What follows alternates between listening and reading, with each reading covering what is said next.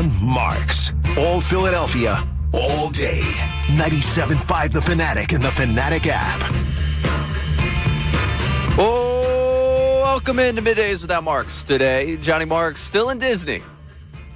Nothing changed from yesterday on that one. He's still enjoying his Disney vacation down there in Orlando. Alongside me today, I'm Ray Dunn. We've got Amy Fedul. Amy. Hey, everybody. How are you? How are you? It's good to see you. It's good to see you, too. It's been years. Morning show gave me a little of the cold shoulder because I'm usually with them from Tuesdays 8 to 10. But I eschewed them for you. Very confusing yesterday, sitting in the hotel because they had done their show prep after their show, and then we all got together. You know, Andrew brought Coop, Christy was there. It was great to hang out with the Salciunas, but they mentioned, we're gonna have Amy on, and I was like, I got a little territorial there. I was like, time out. I was promised 4 hours of Fedul on Middays with Marks, not any of that 2-hour morning show Tuesday hit. You can have that next week. Yeah. I'll be in Tampa this time next week anyways. It's fine. Oh, look at me. Yeah, it's great. Somewhere sunny. Yeah. Well, for all I know, I think there's more snow in the forecast. I think I'm going to end up being stuck anyway. So, I don't know. Nothing like we just had. That was ridiculous. Oh, yeah. That was ridiculous. And you had to stay down in South Philly. Yes, you had the hotel after the game, after the Sixers won, yay! We went to... They're back, right? They are back. At it tonight. And they put up people in the hotel because obviously we were leaving at 10:45, 11 o'clock at night, and so that's pretty late given the conditions, and it really was. As it was. It was. I mean, that was the height of it at that point. Do you believe that we experienced a blizzard this weekend, Amy Fedul? I don't know I've never experienced one, but it was hard to see, and there was snow whipping around. So yes. So it was a blizzard. You hear that, Patricia Caputo, producer of the program? I never said it wasn't a blizzard. Our texters were saying the visibility, even 6ABC was saying the visibility factor declared that it is not a blizzard. So, what I want is the text line to hold the same energy for Amy Fedul as I got yesterday, because she also believed it was a blizzard. But like I was driving in it, I can tell you it didn't look so good to me. No, it did not look so good at all. But you know what also doesn't look so good? The future of A.J. Brown. And that's where we start today, because I had a whole show planned. I had a whole show planned. Yeah, I watched the video. That was good. I thought that was really good yesterday, and that's really good. Yeah, that was really good. And I know I had it on the page here for at some point in the first hour to mention that I watched it and I thought it was good, and it's good to see. He's always been a tremendous advocate for mental health, so that's been tremendous that he came out and it was 10 minutes he spent on Instagram. He was like, I'm not going to take up too much of your time. And I was like, man, I've been watching this video now for what feels like a while. Yeah, I dialed into it, so that was great. What we got today, though, was the releasing of Friday's Conversation, the local media with Howie Roseman and Nick Sirianni. They're off to the Combine, but before you get on that plane to Indianapolis, let's talk about some Birds issues, conversations, all the above. And there were a few things that came out of it. There's one that I have an actual big, kind of pushing point towards, but we got another A.J. Brown answer from them, which this offseason, if you were tired of talking about A.J. Brown on social media, I imagine at this point you are beyond exhausted with the fact that every week we have a new A.J. Brown quote, whether it be from a podcast he was on or from someone talking about him to local media. But we get to hear from Nick Sirianni and A.J. Brown, Nick Sirianni and Howie Roseman about A.J. Brown. And this is one of the funniest Sirianni answers that we've gotten, where he says he can't guarantee that A.J. Brown will be back. And that's, you absolutely, but why you can't guarantee it, right? Because he can't guarantee he'll be coaching next season. You can't guarantee anything past tomorrow. Can't guarantee any player being on the team next year. All right, man, I got it. You're sick of answering the question. You gave us that answer. It was hilarious to hear Sirianni say that. But Zach Berman, who was actually in on that pool and talking with both Howie Roseman and Nick Sirianni, was on the morning show today at 8:30. After all this information comes out, they're like, hey, let's get Zach Berman to talk about it.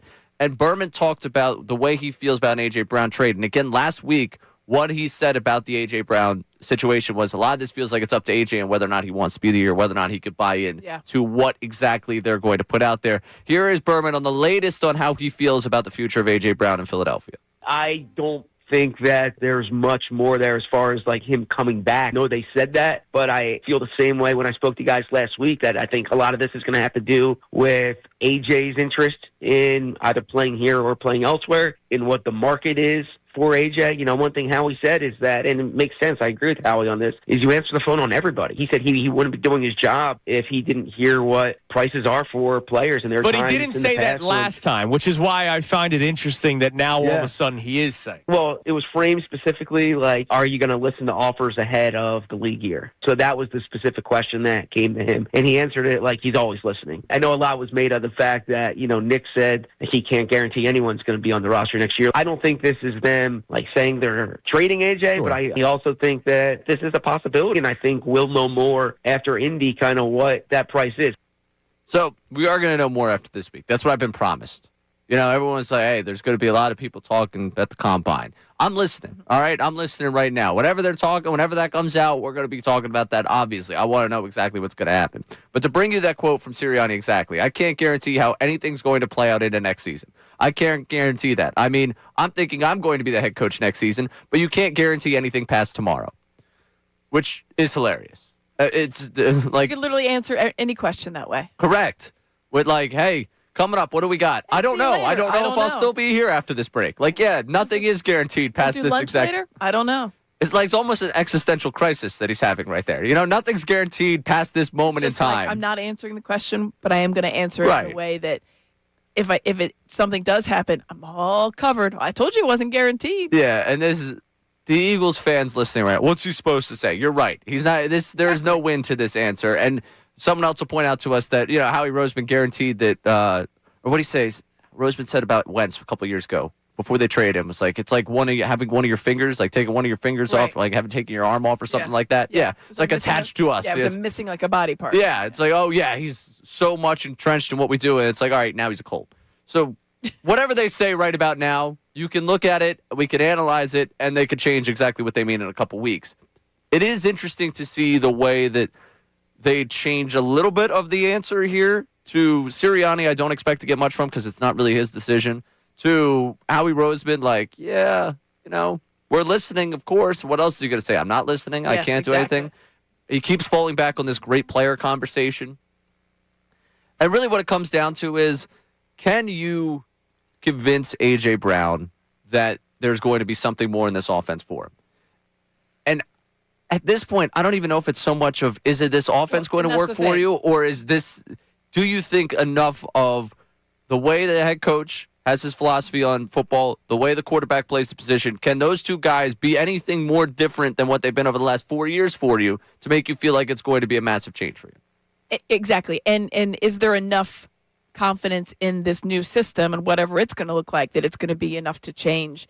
And because the relationship clearly needs to be repaired on both sides.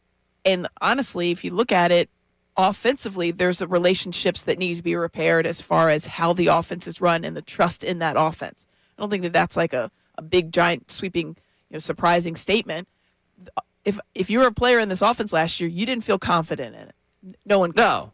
How could you? You couldn't. There's nothing. I wasn't a player in that offense, and I felt there. So that's the thing. It's like, so yes, you have to repair the relationship between the quarterback, the wide receiver, the head coach, the wide receiver, but also with the offense, you have to repair an overall relationship because it doesn't feel very reliable to these guys right now. So I think it's something they have to take a long, hard look at. And when they examine the quarterback play and they have to go through it with the lens of, we've got a whole new offense, what is it going to look like? And what does that look like with A.J. Brown? So what it feels like today, to me, like a week ago, we started to do, is the tide turning? Is the world changing? Are we about to have peace down there at the Jeff? Not NovaCare, at the Jefferson Healthcare Complex, right? Yeah. Is that what you drive past it pretty consistently, right? It's the exact same. They haven't changed the name on it. No, they've not changed yet. But I think the sign's coming. Okay. Are we expecting like a nice bright logo forward? You think they're going to go back with the arch that they have? I would think they're going to go with an arch. I miss the arch. They have gone with the arch, but I imagine it'll be a pretty white. What, Jefferson is white with blue? I believe so, yes. Yeah, so that's. So how is that going to fit with the Eagles' colors? Because it feels like they went with the NovaCare schematics. Because they were green as well. Right, that's what I'm saying. Yeah, I don't know. I mean, blue and green go together. Do they? Yeah. All right. I mean, listen, I didn't make the deal between the two of them. Neither one of them are sponsoring blue and green me. Go together.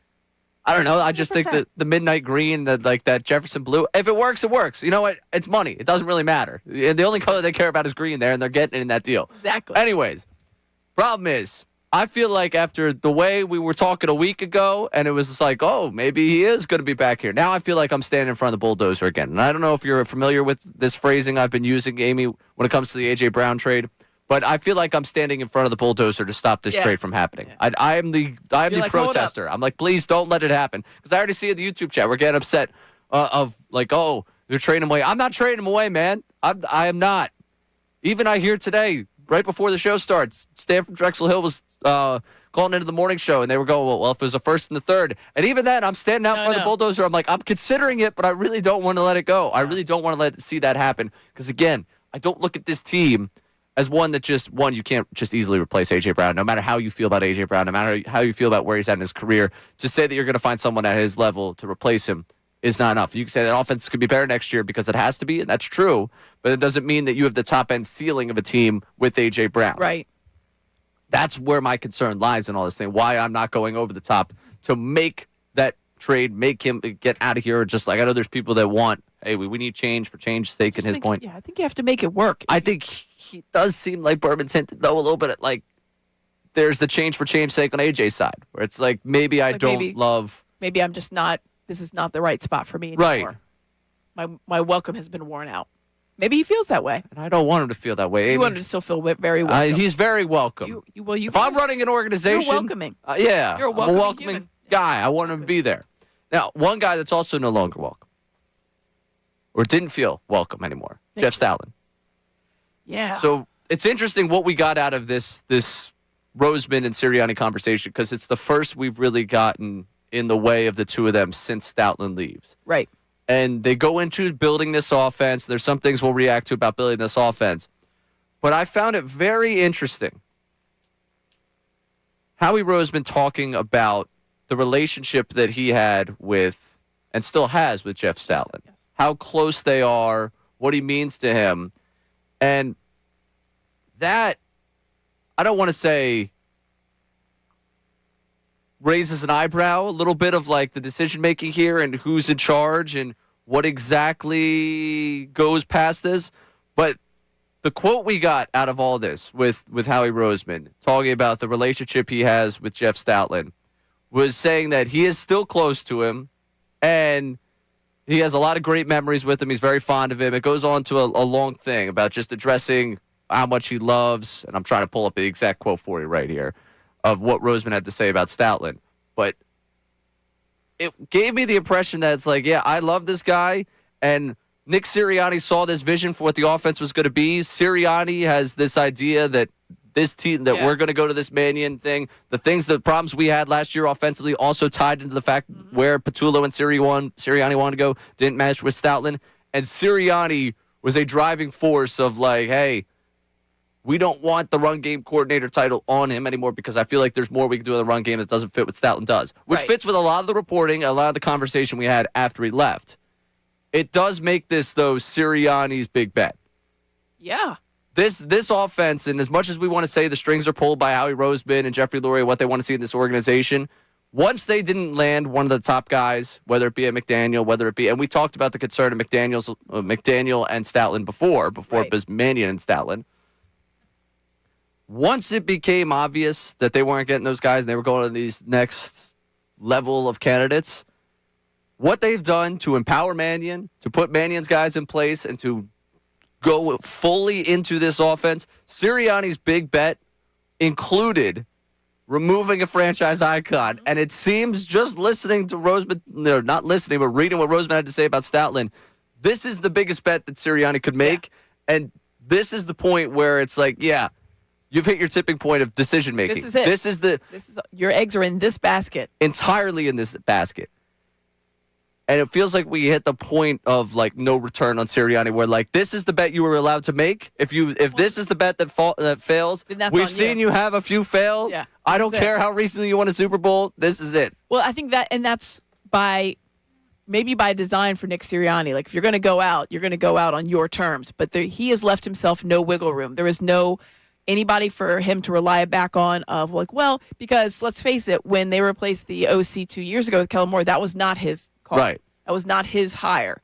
This is his hire, right? This is his hire, and now they've cleaned house in a way that it's setting up the offensive coordinator for success in their words because it's their people. And that's what you want to do, to be honest. That's what anytime everybody sees it, when a new coach comes, I don't care what sport it is, houses are cleaned and usually everybody is gone. Now, sometimes you'll have like one or two guys that'll carry over, maybe for continuity of the team purposes, but this is true at all levels, high school, college, obviously, and the pros as well. So it's not a surprise in that, but it is a little bit of surprise that he's not left himself a little kind of get out of jail free card by having a Jeff Stoutland there. But he's like, listen, this is your team. This is your offense. We're going to go with it. I'm anointing that to you. That is what we hired you for. I'm going to put all my belief in you. But there's no net for him to fall into.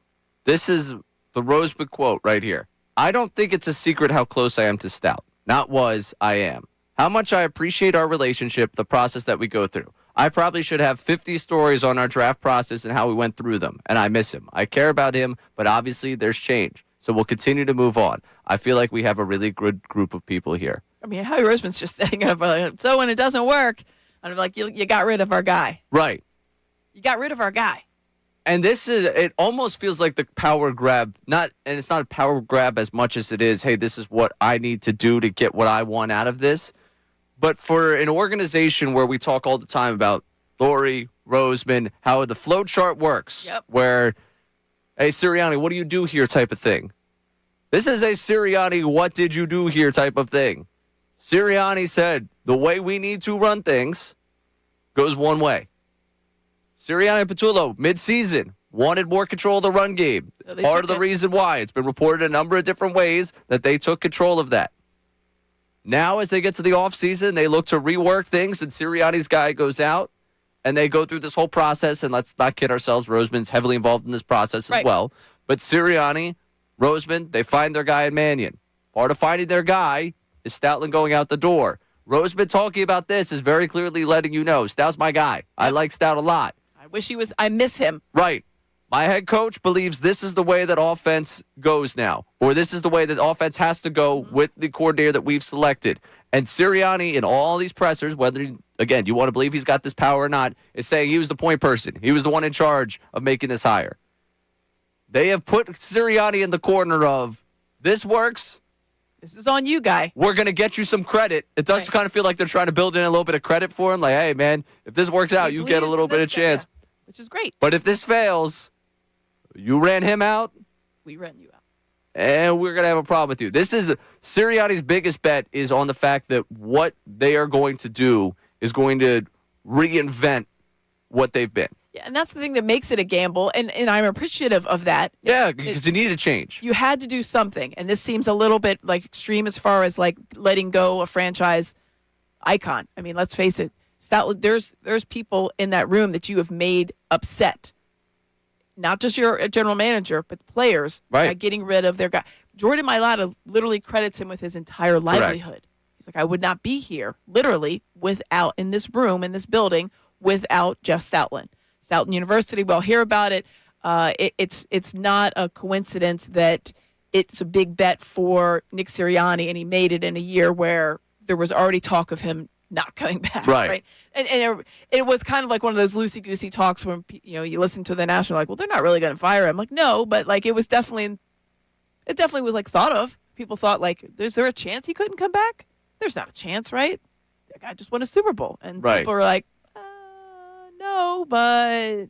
So I think that he realizes that he's got one, a good shot to really make this work, and he's going to do it the way that he believes in, and that is putting all the eggs into the basket of however the OC wants to run it is however he's going to do it, and take control fully of it with his own run game coordinator, his own quarterback coach. Today, they're going to get a chance to speak with the media. It's going to go Roseman at 2:45, I believe it is. Yes. Sirianni at 3 o'clock. So congratulations to Unfiltered on getting those two pressers during their time frame. There was a moment in time this morning where I was like, wow, man, there goes an hour of the show. Not to be had. Listen, that's why we're going to prepare 4 hours of content for you. We do every day. Unfiltered, congratulations on that. And we all know, Sirianni, if it's a 3 o'clock presser, you'll be waiting until 3:15. That's all right. It's probably more structured down there at the combine. I would think it is a little bit more structured. Usually it is. But part of me wants it to be You want it to be like... Yeah. The hell with them. I mean, not really Ricky or Sil, but like really, let them have to suffer around changing around for Sirianni, especially if they're going to defend the guy at every single turn. Like, yeah, give him Sirianni family program. So. But when I read what we got today, my biggest takeaway from what we got today, and this is kind of where I want to go with people, and you get in on this 610-632-0975. Sirianni has power that we don't necessarily believe he does. The power that he has been able to wield here is basically saying, this is what I absolutely need in an offense. I can't do it. We need you to go help me find it. But now that we've got it, he's made the power play of franchise icon, gone. Franchise, one of the longest tenured assistant coaches in the league. Hey, you're gone. This is what we need to do. We need to be better at marrying the pass and the run. We need these concepts to be better. The guy knows football. I know we love to call him an idiot. I'm more than happy to call him the dumbest coach in the world and to drop every single day. But the power that he wields right now is this is what we need to do to save things. He's tried to save things before. It hasn't worked. He has accepted the fact that he doesn't know what he doesn't know, bring in someone to reinvigorate this offense. And this entire power play now is his biggest bet. And the reason why a year from now we're either talking about this team turning it around or we're talking about the fact that we're reacting to whoever a new coach is. Yeah, and that's really where it is because he has put himself into this, which I appreciate. Again, I think it's a good bet in the regard that if I'm going to go down, I'm going to go down in a way that I believe in. Right. He did not believe in the way that the run in the past were working because they just weren't. They weren't. Clearly. And so when he has a new offensive coordinator, they already, as you mentioned, they had already had some issues with the way that the run was working with this offense. So obviously the offense is going to be completely different in some certain regards, but at the end of the day, you still have the same components, right? You still have A.J. Brown, you still have Devontae Smith, you still have Jalen Hurts, you still have Saquon Barkley. Those pieces did not change. It's how they're going to be accepted together. And so if you want to have it be successful, and certainly in Nick Sirianni's mind, you have to have all of those components on the same page. And that means, in his mind, that the new OC gets his own run game coordinator, not the one that was left over from the year before. And not the one that was left over also from when he was in charge of the offense. Correct. This is the back away. This is the CEO. I'm becoming the CEO entirely. Like, this is the final. I've hired a guy. I did not do well in my offensive prowess for Nick Sirianni, so I've hired somebody to do that for me. That's the CEO role. That's what they do. And yeah, it's full CEO. No, you are no longer. You're not in the finances, man. You cannot no go, chief financial officer, no chief business officer no for you. No marketing. You are just you sit in your office. You control the X's and O's from afar, and the bottom line. That's what you do. You're the CEO. You oversee everything. So I'm curious, coming up here, what you take away from what we kind of just laid out for you with this offense, the way this offseason's gone at 610-632-0975. And I have been accused of something on the YouTube chat that I have never been accused of before, that I'm a stick-up for Nick guy. I just basically said what he did here put him in jeopardy, has put him on the line. He's going to be fired in a year. That doesn't strike me as. But I'm curious to see why I'm sticking up for Nick on this one at 610-632-0975. And coming up, Sirianni said we got to go with that with regards to the McVay system. Why did they have to go with that? What does that mean about where they were at as an organization, and also what Zach Berman said to the morning show about Mannion and the offense they're trying to roll with? We'll get to that coming up next year. Middays with Marks, 97.5 The Fanatic. Now on 97.5 The Fanatic Sports Update. I'm Patricia Caputo with your Fanatic Sports Update. The NFL Combine begins Thursday, and the Eagles are looking for depth at the tight end, safety, and offensive line position. Zach Bertman joined the morning show to discuss the possibility in the shift in the tight end room this offseason. That tight end room is going to look different. I do know that they have an affinity for Dallas Goedert in there, but if that's a spot where they can get younger, if that's a spot where they can have more blockers, I think that's something that they'll look at this offseason. Nick Sirianni and Howie Roseman will speak to the media starting at 2:45 live from the Combine. The Sixers will take on the Pacers tonight in Indiana. Joel Embiid listed as questionable for tonight's game after missing the last 5 games. You can listen to Sixers-Pacers live at 7 p.m. right here on The Fanatic. Phillies spring training continues. The team tied 5-5 with the Nationals Monday night. Phillies will take on the Marlins in their next matchup this afternoon. The Flyers have off tonight as the Olympic break comes to a close. The team will head to Washington to take on the Capitals Thursday night. The Union also have off tonight, but will take on the D.C. Defense on Thursday as well. This update is brought to you by Pico. When it's cold outside, it takes more energy to stay warm inside. Pico offers tools to help you manage your energy all season long. Get started at pico.com/winter. I'm Patricia Caputo on the home of the Sixers, Flyers, and Union. 97.5 The Fanatic and the Fanatic app.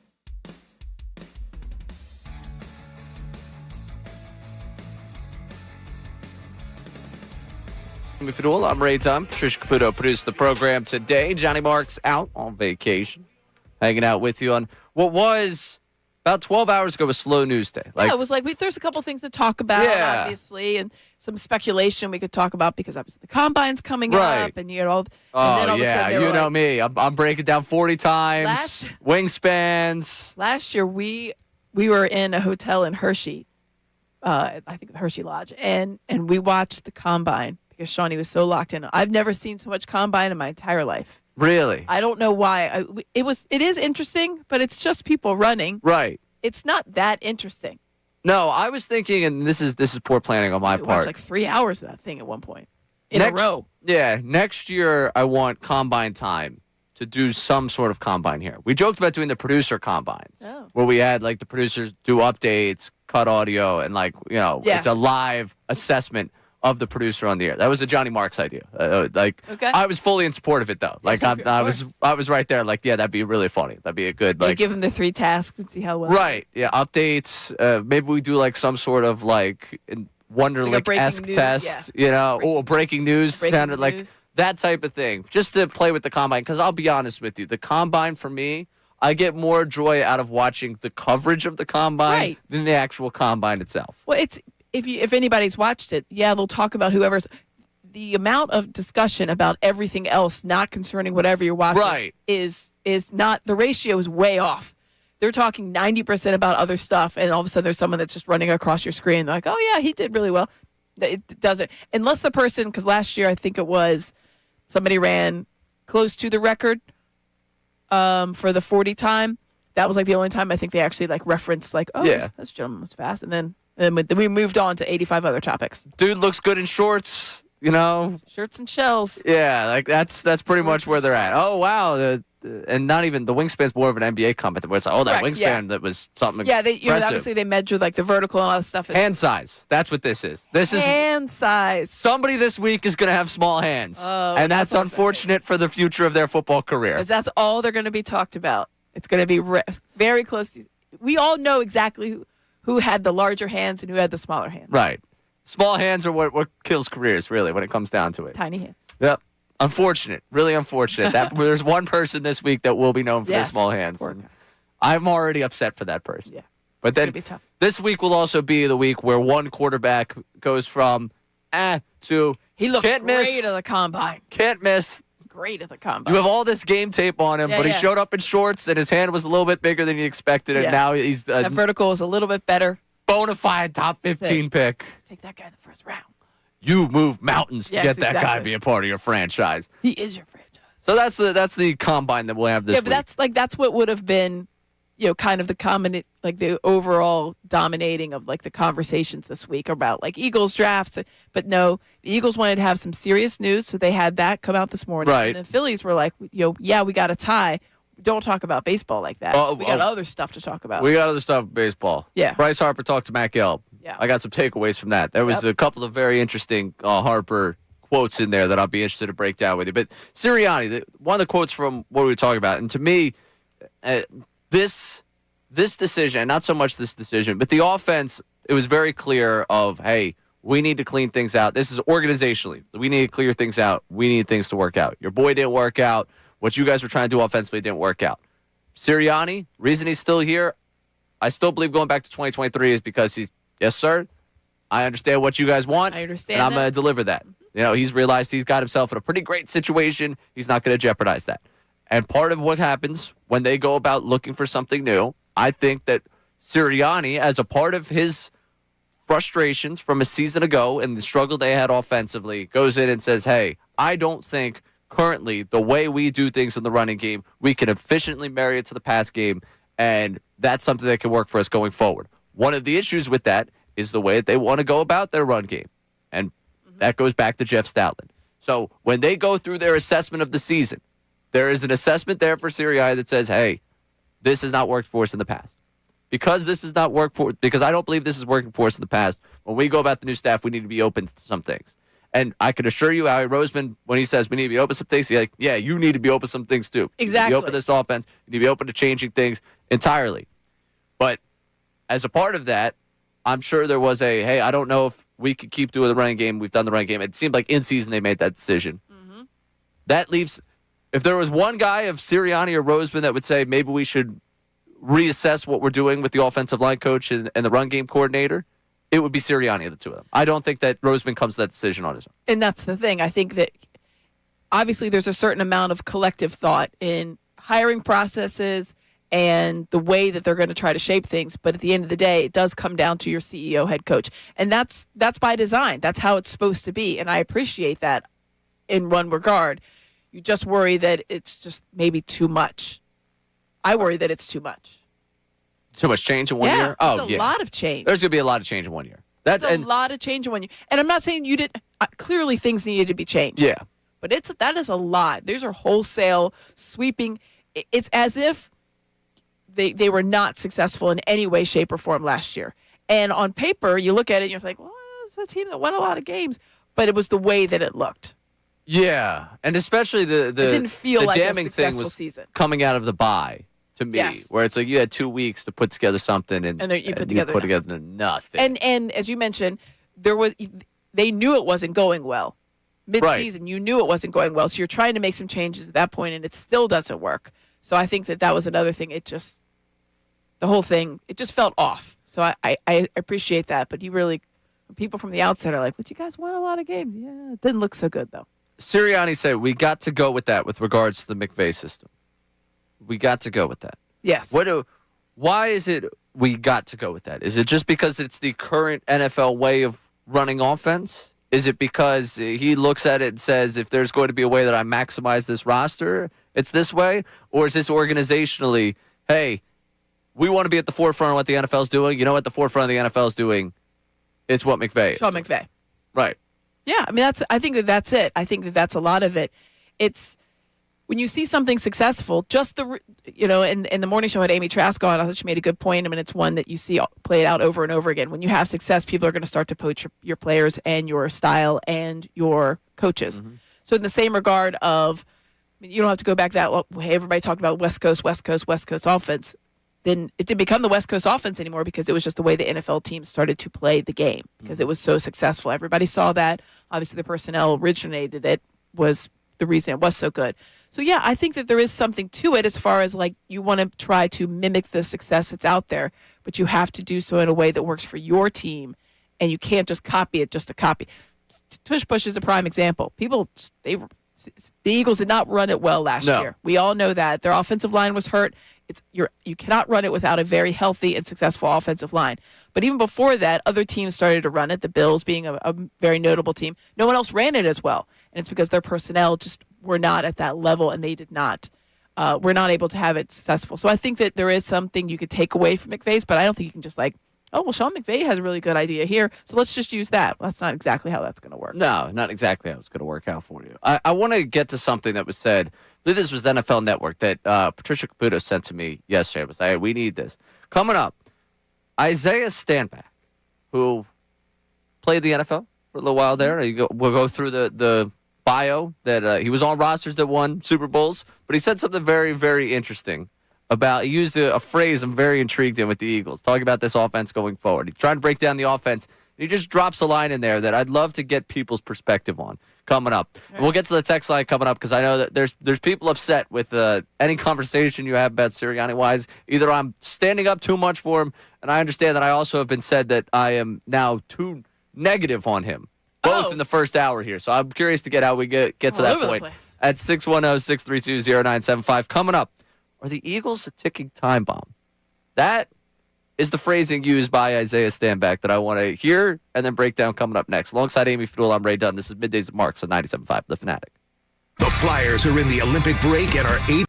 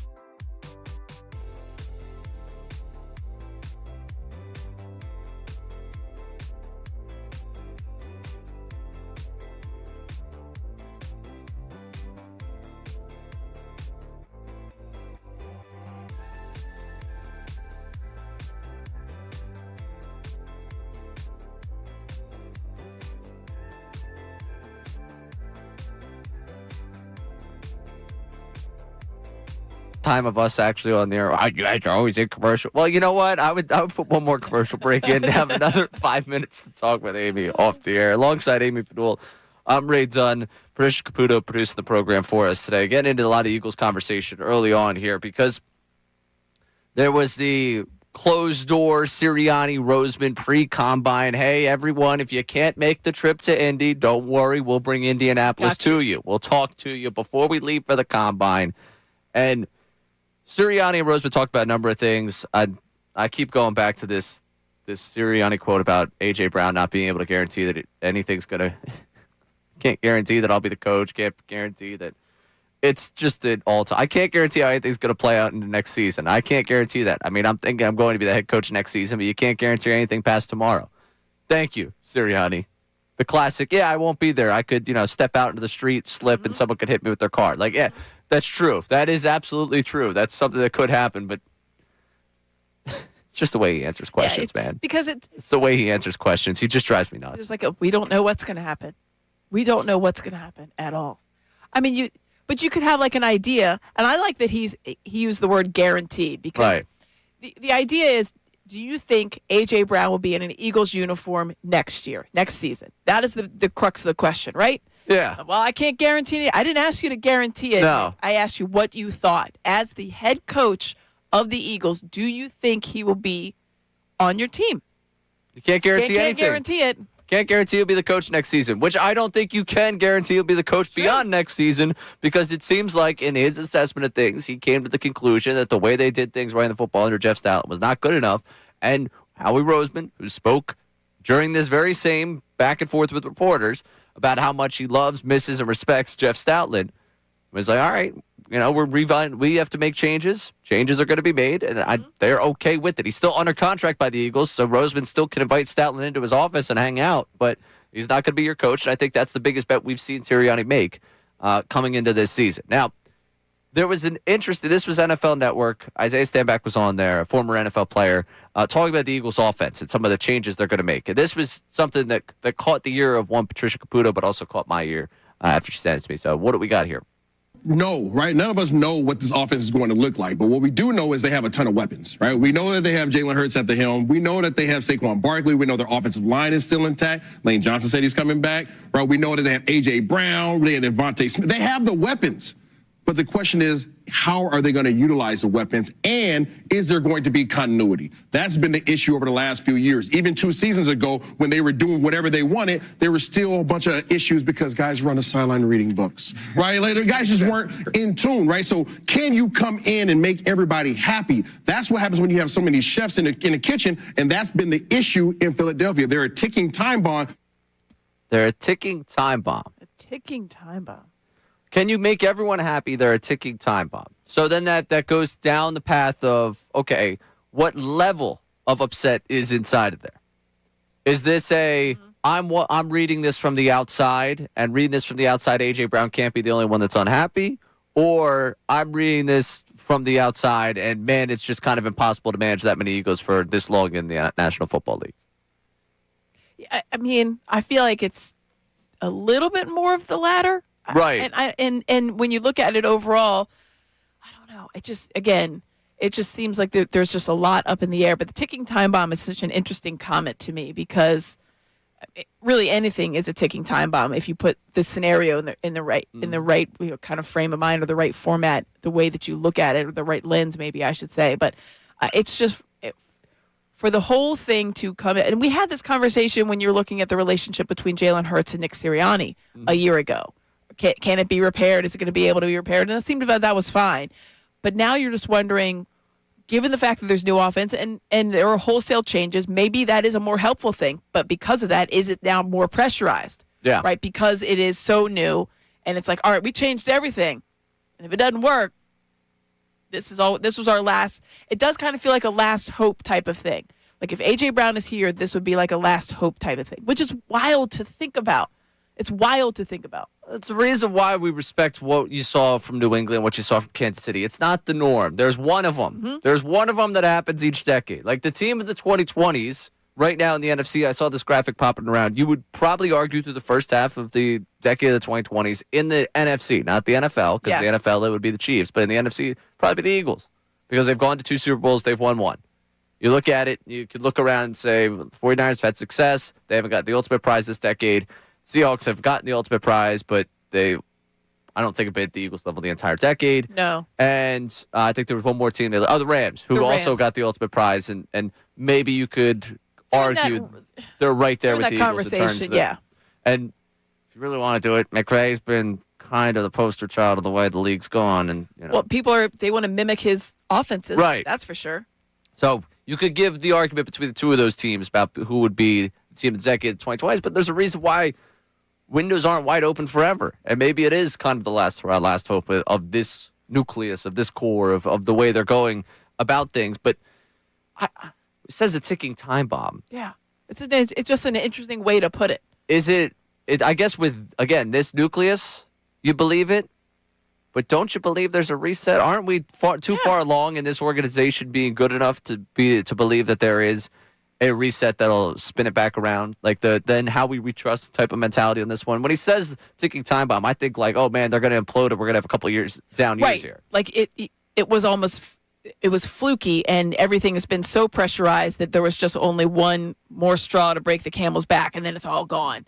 And it was just an illusion. So I didn't look at it as that. I just looked at it as obviously in the context of just this season of like this could implode on them and then you will have a new coach and some new personnel and whatever else if it doesn't work. But no, as far as like thinking it would blow up and then they would be back. Right. With some of the other organizations that we've seen. They would turn into the Browns or something like that. I don't think that. I think you're looking at a much more... The lessons that were learned from Howie Roseman during the Chip Kelly time, I think, have carried on and sustained them to the success level that we've seen in the last decade. And even post-Super Bowl, some of the lessons as they started to go down that 2023 that even, I think there was some serious lessons. So I don't look at it as a ticking time bomb on the franchise so much as it is just on this iteration. And that offense. I don't think there's one on the defense. Right. But I could see that with the offense, for sure. I want to just get to this text because if you don't understand, a little behind inside radio here with our system that we get texts on, I get notifications from the app like every few texts or so, just as a nice reminder of like, hey, there's texts on the text line. You should probably check the text line. So we're gonna check the text line 610-632-0975 because I saw someone say, hey, Rofo Ray, and immediately anyone that brings up Royersford is someone that I feel is close to my soul. In that's where I grew up, that area. I grew up in Oaks, went to high school in Royersford. So I wanted to see what they had to say about Rofo Ray, because clearly if they're using someplace close to my hometown, somewhere I went to school, they're doing it in an endearing fashion to try and really, really show how much they appreciate who I am. You're their guy. So you didn't read this at all? Oh, no. I then got one line closer. I want to get the final thing of this. Okay. I don't think it ended up being very endearing. No, to neither you or John. Amy, you were well liked in this. So, nice. Yo, Rofo Ray, just because that bomb-throwing weenie from the other station that landed on this one, old John Skidmarks, isn't don't be like him. Here you go. Just read what Howie said, which we all heard the same thing, only you got your negative interpretation on it.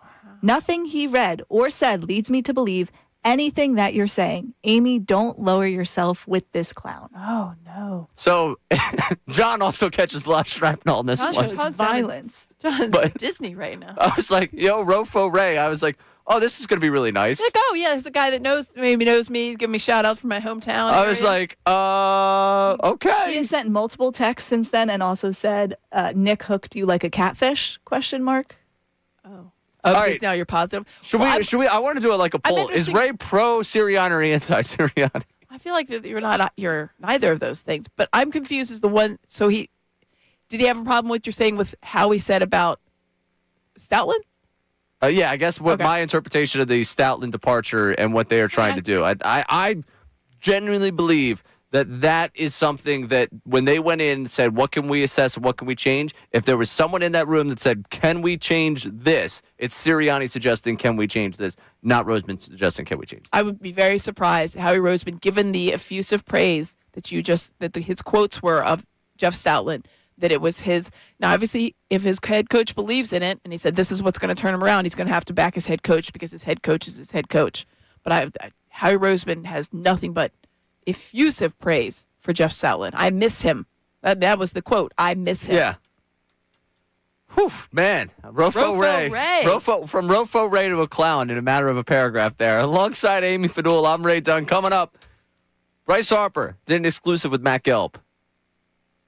Harper seems to be at a crossroads, not in terms of his relationship with the Phillies, because he's very clear about how much he loves the Phillies. I think he's at a little bit of a crossroads of where he's at in his career. And I think it's not so much that someone cast doubt upon him. I think there's, for the first time in his life, doubt cast upon himself. And we'll get to that coming up next. Alongside Amy, I'm Ray Dunn. This is Middays with Marks on 97.5 The Fanatic.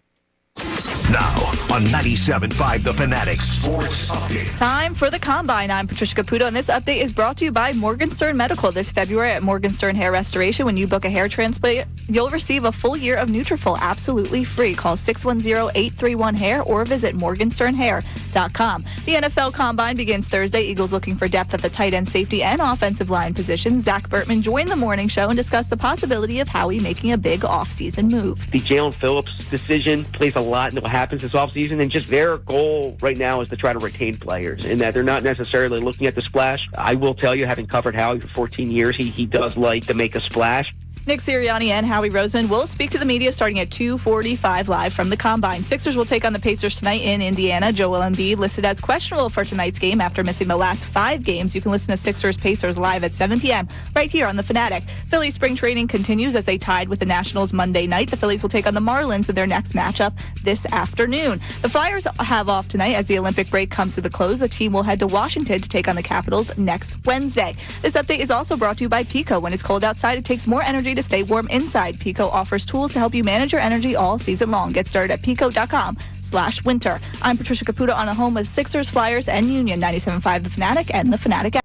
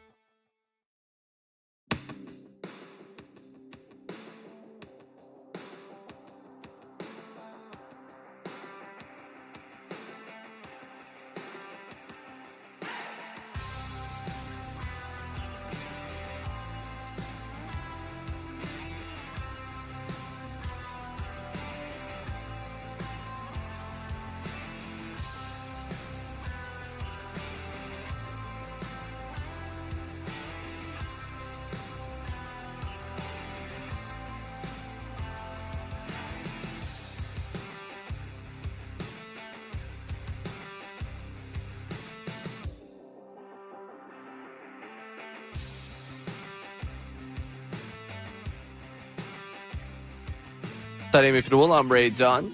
Trisha Caputo produced the program today, 11 o'clock hour for us, and coming up at 11:30. A lot of people asking me, Ray, what happened to Rapid Fire with Fedul? And I was like, man, it's been months since we broke that out. We will give you the latest run of Rapid Fire with Fedul coming up in a half hour's time at 11:30. We got 5 questions for Amy Fedul. It gets usually about a minute. I was like, I try to limit it to like a 30-second answer, but then I usually end up asking a follow-up question. I ruined my own segment, is what I'm saying. I'm kind of an idiot like that. You're like, it's supposed to be 5 questions, but I led to another one. Yeah, it's like 7 and a half. One. Well, journalism school in me, when you go into an interview, even with questions prepared, you should be listening to ask a follow-up. And that's free advice for all of you out there. That's very good advice. Yeah, great advice. I'm sure they haven't gotten that in every single journalism class they've been in. That was probably like journalism 101. Exactly. I wouldn't know. Active listening. Because I was called out last week because I believe I said somewhere that I was a journalism student, and I was not. I was a media studies and production. Which, yeah. You were not a journalism student? I took journalism classes, but I was not. I graduated with a media studies and production degree. Interesting. Right. Well, I look at you a whole new lens. Well, you've lowered yourself by spending time around me, the clown that I am. All worried about me. Now we're going to do more analysis of what people had to say, all right? So, Bryce Harper, we're going to get back to the Eagles. We'll jump back in. I know text line's been stirring with the Eagles, but Bryce Harper sat down with Matt Gelb and talked about a number of different things, just across the board, where he's at right now in his career. It's a really good story in The Athletic. I would highly recommend that anyone go out and read that one right now. I saw it this morning, and it was immediate, like, all right, let's see what they got from it. And the biggest thing that you could take away from a Phillies fan perspective is that there does not appear to be this fracturing, the Michael Wilbon, oh my gosh, they're going to trade him before opening day because the relationship's so deteriorating between the Phillies and Bryce Harper. No, it's not. He's very clear about that, loves Philadelphia, makes it very clear he wants to be in Philadelphia for a long time. And I don't think there was ever anyone here that believed his future was up. I think if anyone looked at the back and forth between Dombrowski and Harper, it was like, oh, wow. Dombrowski's time with Philadelphia might be a little bit shorter than you anticipated, and Bryce Harper's still going to be here through the duration of his contract, or maybe at the end he gets sent to Vegas to open up things with the A's. But that's the fan takeaway where it's like, oh, yeah, this is interesting. He's excited to play for the World Baseball Classic. As I'm reading it, though, it's interesting to kind of dive into the psyche of where Bryce Harper's at. Because he continues, and he mentions it multiple times in this article, he continues with this idea that it's nobody else. Everyone has their opinions about him, but nobody motivates him but him. I don't care about the outside noise. He makes mention of people in media will have what they have to say about me. He makes mention that other people say what they have to say about me. Dombrowski said what he said, but I'm internally motivated. I've internally hang out locked with in. me at Thanksgiving. Right, yeah, that not going to hang out with me at Thanksgiving. That was a nice little drop Good there. nugget. But he throws this out there. I don't want people to think I can't be criticized, Harper said. Everybody can be criticized. Like, I'm critical of myself, you know what I'm saying? And Gelb goes on to say he has to be friends with Dombrowski. If anything, many in the Phillies organization believe Harper had too much of a direct line to Dombrowski and managing partner John Middleton, which I think we all knew. That Harper had a lot of him. But Gelb starts in front of that quote with, there's a hint of doubt when it comes to everything Harper, and that's unfamiliar territory. And that hint of doubt is not, I think, not initially with Bryce Harper. It's cast by us of look at the season he had last year compared to where he's been. The president of baseball operation cast that upon him. But to see Harper do as much as he's done to joke about this with Bussin' with the Boys, to acknowledge this when he got down to spring training, to sit down to the exclusive, to talk about how he's hurt by the trade talks in the offseason when he did sit down with Gelb exclusively back in November, the shirt. It almost feels like, and I don't know if you've ever gone, I feel like it's a very human thing. But when you make a mistake or you do something that you didn't want to do to that level, and you're so annoyed with yourself that when someone else points it out, you kind of take it out on them of be like, hey, I got it. I screwed up there. And I'm not saying Bryce Harper screwed up. He was still a good baseball player a year ago. The way it ended is not all on Bryce Harper in that postseason series. But the point of trying to make with this is it almost seems like Harper has internalized what last season was. And he goes through in this story that part of it is being Bryce Harper. Sometimes Harper stops himself. Bro, what are you doing? No one can pretend to know what Harper's thinking. Now he's the end of his 15th year in the majors. Even the best can't be kids forever.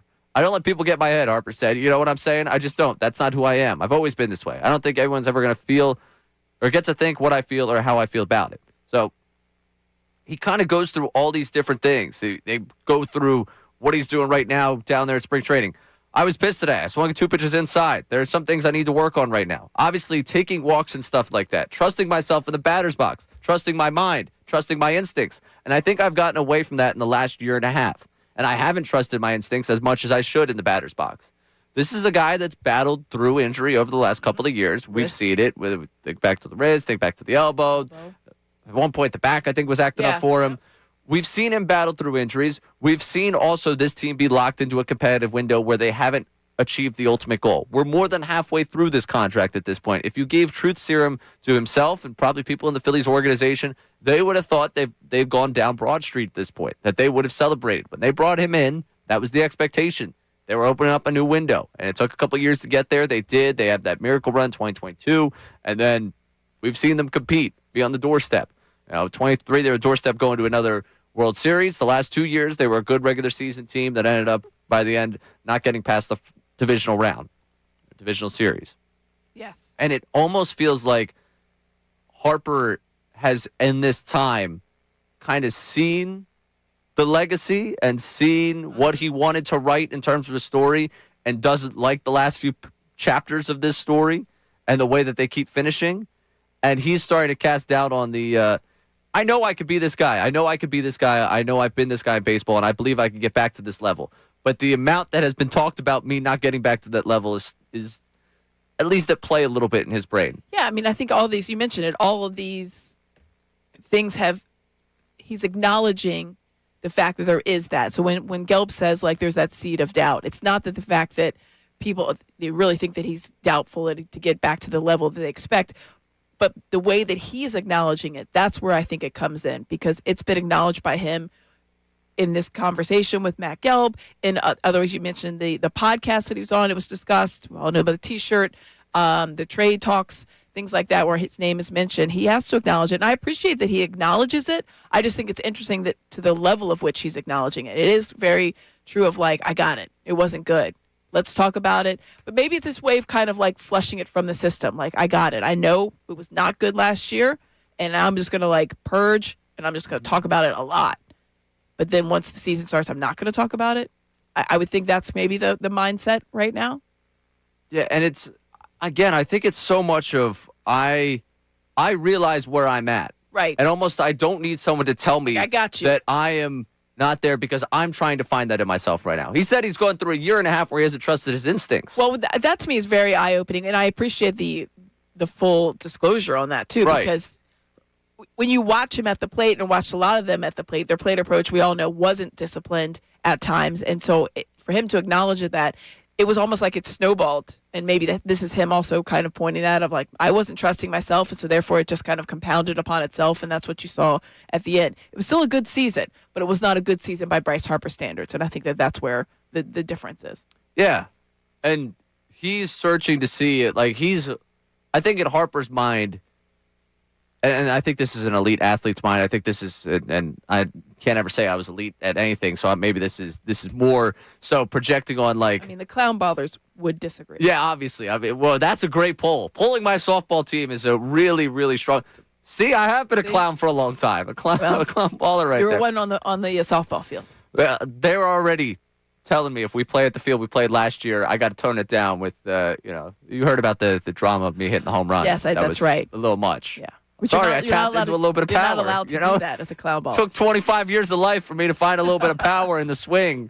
God forbid a guy uses it once or twice. But it almost feels like a guy that believes so much, like for the longest time, that he was the greatest at what he's done, and he's the best at what he could do. And you don't see that mortality in your game that might have just kind of been faced with it over the last 2 years, over the last few years. Of like, wow, we got to that pinnacle in 2022. We didn't capitalize. We got to 2023. We got close. We were given a great opportunity. We didn't capitalize. Last couple of years, we've been good. It hasn't been good enough. And I've seen myself slip a little bit. And, he mentions in there that he's still having fun playing the game, even if it doesn't look like it. But he also says in there, do I want my kid to play? said Harper, who has 2 sons and 2 daughters. No, probably not. I just don't. I don't. But if he loves this game and wants to do it, obviously, I'm going to let him do his thing. I appreciate that, though, because as Bryce Harper's child, there would be a lot of pressure on him. Right. So he's just going to go ahead and put that out there in the universe. Also realizing the pressure. Again, this is all things internally that he's processes, pressure, legacy, all those things. He is very cognizant of it right now. And I don't think it's us. I don't think Bryce Harper believes he has to answer to Ray Dunn and Amy Fedul, and nor should he. He should not care in the slightest at all about us.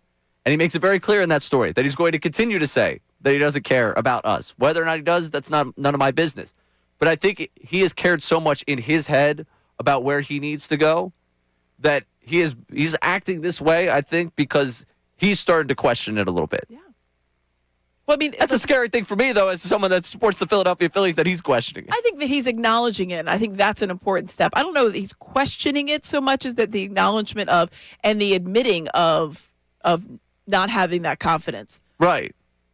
But that maybe is what's driving him more. I don't know if that's – you think it's a question? Like he's like, I don't know if I'm going to get back there. Or is it just like, hey, it's not been good. I've recognized that, and now that I've – he talks in the story about not wanting to take walks, about not trusting his instinct, about all these things. About Those are all past tense, though.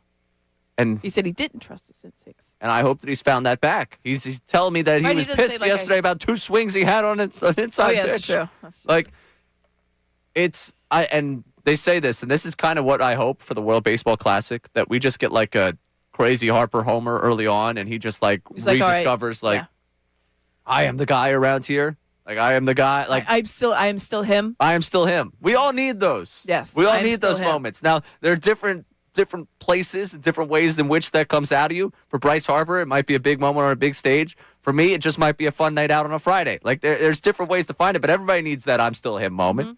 You need the I'm still her moment, I'm sure. You still look at yourself and be like, I still got it. Yeah. Like when you conclude an awesome interview with Dr. J, and Dr. J's like, thank you so much, Amy Fedul. You're like, yeah. Thanks. I'm still her. That we need Harper to have his Dr. J interview is what we need. That's what we need to happen here. But I think Cousin Ryan, who's getting in on this at 610-632-0975, wants to jump in on a little bit on this idea. Cousin Ryan, you're on the air. Hello. Good afternoon. How are you? Good. How are you?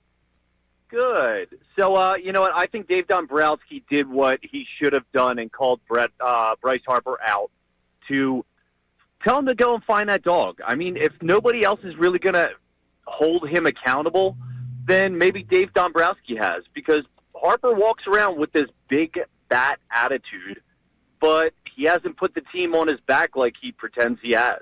So in 22, he definitely did, but since then, he hasn't.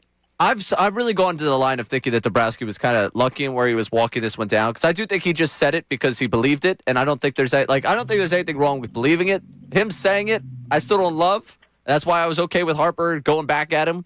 But to you think he needed someone to tell him to find that dog in him? You know what? Yeah, because it just seems as though, like, if you look at it, when we got to the playoffs, Harper seemed like he was okay sitting back and letting someone else take the workload to put the team on their back. See, I think he needs to actually step up, and even though Schwarber's a leader, Harper needs to put the work in. I appreciate that, Cousin. I appreciate you checking in. I don't think it's so much that Harper Harper's okay with someone else taking the rest of it. I almost think it's the opposite. I almost think Harper looks at last season as like, look at what Schwarber did for this team. Yes. Look at Trey Turner, even though it's 304, and like anyone that's not a child of the 21st century is like, wow, he won the batting title. Or that anyone that is a child of the 21st century is like, wow, he won the batting title. Anyone that was born in the 20th century is like, I can't believe 304 won a batting title in today's baseball. Like, that's absurd. But like Turner had a year where he hit 300. Obviously, Schwarber was what he was last year. He was tremendous, second in MVP voting. Turner ended up being actually fifth. We remembered that yesterday. Did you remember that he was fifth in MVP voting? Yeah, absolutely not. Absolutely did not remember that. I had no recollection of that happening. We're like, yeah, you got an MVP vote. We looked. We're like, actually, you got quite a few. Quite a few down ballot. Yeah. So those two guys, and Sanchez has the incredible season. The rotation was what it was, and you kind of felt like for the first time, maybe in Harper's career, he felt like he was on the back burner of all this. Yeah, not at the forefront as far as like right. If he is not performing, then this team is going nowhere type of vibe. And I don't think that that's a negative thing. I don't think he looked at it as a negative thing. I think there's people from the outside that do, that think like, oh. Maybe. But I think he always sees himself as that guy. And it's not that he's upset that other guys are getting that shine. It's just that he wants to be that guy. And you're not that guy when you don't perform. When he wants to get in there, too. I would think it was, mentally taxing on him when he expects certain levels of him. He expects his numbers to be certain places. He expects his performance to be certain places, whether the numbers bear that out or not. Like his approach at the plate, he expects that to look a certain way. And so when he's seeing it from other people and not himself, I don't think that means that he's not happy for those people, but he's just not happy with himself. And I think that you could be that way. I don't think it's one with the other. I think people might look at that and think like, oh, well, he probably just, was mad because it wasn't him. It was them and not him. I don't think that he was mad it was them. I think he was mad it wasn't him, and he was happy at the same time for everyone else. You know what I mean? Like, I don't think you look at it, oh, they're doing well. He could be happy for them. He could, not that he's not happy for them. He's just so locked in on being who he is. Like, Cousin Ryan brings up Schwarber being the leader, and I've long been of the belief in that clubhouse. There's not a question in my mind. Like, that's very similar to a team that you're very familiar with. The most talented player on the team is not the leader of that team going to the 76ers. Right. Like, the best of that team, Maxey is, to me, leader, and Embiid, most talented guy. And when it gets to that Phillies team, Schwarber, leader, after last season, you can make an argument also about the most talented. But even before that, like, your leader was, to me, Schwarber at that time. But he mentions a year and a half, which is an interesting time frame for Harper to put on just for him being outside of himself. Because if you remember the end of that 2024 season, where they start to slide as a group, they take that dip as a team. He had a 793 OPS in the second half of that season. Now, he had a nice September that kind of lifted that, but at one point that season, he was hitting like 300. The team was going really well, and he was battling through it. We found out wrist, all the different things. But you could almost feel, and I remember the end of that season, we all were convincing ourselves, and I'm as guilty as anyone. I was like, this group, they got it. They're gonna dial this thing back up. We're gonna get to postseason. We're gonna see this concerns. team. No worries, man. No worries. I remember when it all ended for me. I went to game 1, Mets Phillies. I watched them lose that game. I hosted that next Sunday morning, and I was like, folks, it's over. I've watched the end. That's it for me. I remember I met up with friends after that game. Like, so what do you think? I was like, nope, that's it. That's it. That's a wrap, everybody. I appreciate everyone coming out. Like, this was good. But it almost feels like they got off to that start in the 2024. He got a little banged up, got a little bit outside of himself, and it almost was the pressing of, we have to make something of this opportunity. Last year, we have to make something of this opportunity. The window is closing. I have to make something of this opportunity. Yeah, I mean, you would have to be a fool not to look at the way baseball's going. I mean, these guys pay attention to the game outside of their own clubhouse, but the way that your team is going, they all know what happened, and they're not getting younger, and everybody talks about their age and whatever else. But performing still at a high level is what's important. And the fact that they know that they have that in them, I think, is also what's compounded the frustration. It's not like he thinks that he's not good at baseball anymore. Right. He knows he is. And then you mentioned the timeline of going back a year and a half of we're recognizing that there's certain things that are not changeable that we have to go ahead and do. But there are things that are changeable. And if we don't change them quick, we're never going to get to where we need to go. And I think the recognition of that starting a year plus ago is now he's looking at it from these eyes, looking back to that on 2024 and been like, it was right there and it wasn't going well. And he just kept pressing. I'm curious for people at 610-632-0975 because it's interesting what Cousin Ryan Colton said about there. He needs to kind of get back to that dog mentality, the kind of the Harper. Yeah, I get back to. I don't know that he lost it. Do you think that he lost it? I think there's a little bit of a... the lead dog mentality or the kind of chip on your shoulder type of vibe? I think he's got a chip on his shoulder, but I do think I don't need him to smile. I don't need him to sell me on that he's having a great time. I don't necessarily need him to be as brash as he was before, but there's a certain edge to it. Swag. Maybe that edge comes from success, and maybe it's just I need to be be as successful as he's been before. Yeah. I almost feel like trying to get into the brain of Bryce Harper, I find myself looking at the mindset he's in going into this year as are you concerned the way we are? Okay. I Like, see what you're is he as concerned as we are? Is he also concerned about what Dave said? Like, Dombrowski says it's up to him to get to that again. Yeah, to and be elite Harper is again. kind of like, yeah, man, I know it's up to me. I'm trying to get back to being I me. got Like, it. I got you. Like, you know, Yeah. damn, Johnny, I pulled the audio. I'm gonna play it in a second. You know, like, I got you. I'm in the gonna wrong do on it. that one. I got it. Yeah, I got it. Like, you know, I will. I'm we all working have on that. it. I'm working on I'm it. working on it. working The on audio's it. there. I'm cleaning it up. Like, kind of that mentality. So I'm curious, people, does the mindset of Harper concern you going into 2025, going into 2026, coming out of this offseason? Because I just read it, and I kind of think he's in his own mind. And it's a human experience, but it's a very interesting experience to watch for a superstar and watch it happen. So you jump into that 610-632-0975. We got Rapid Fire with Fedul coming up next because the people are clamoring for it. I've been asked about it a million times. When is it coming back, Ray? Well, we got it. Next segment, 5 questions, 5 minutes. Amy answers them. That's coming up next right here on Middays with Marks on 97.5 The Fanatic. Now on 97.5 The Fanatic Sports Update. It's time for the Combine. I'm Trisha Caputo with your Fanatic Sports Update. The NFL Combine begins Thursday. Eagles looking for depth at the tight end and safety and offensive line position. Zach Bertman joined the morning show to discuss the possible shift in the tight end room this offseason. That tight end room is going to look different. I do know that they have an affinity for Dallas Goedert in there, but if that's a spot where they can get younger, if that's a spot where they can have more blockers, I think that's something that they'll look at this offseason.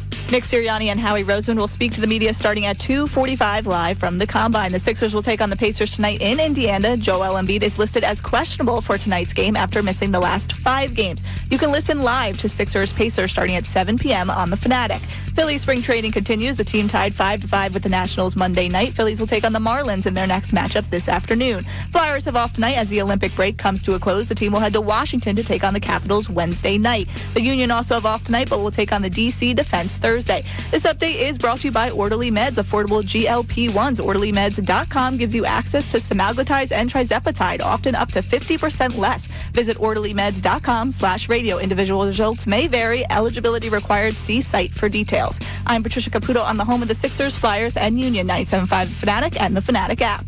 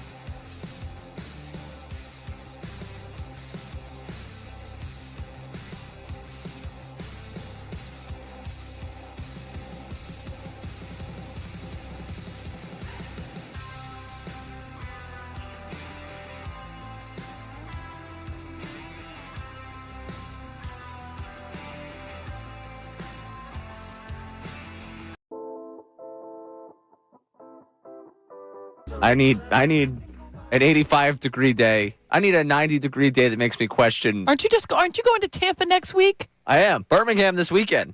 Lovely this time of year. I need a heat wave. He's flying to it. I might be.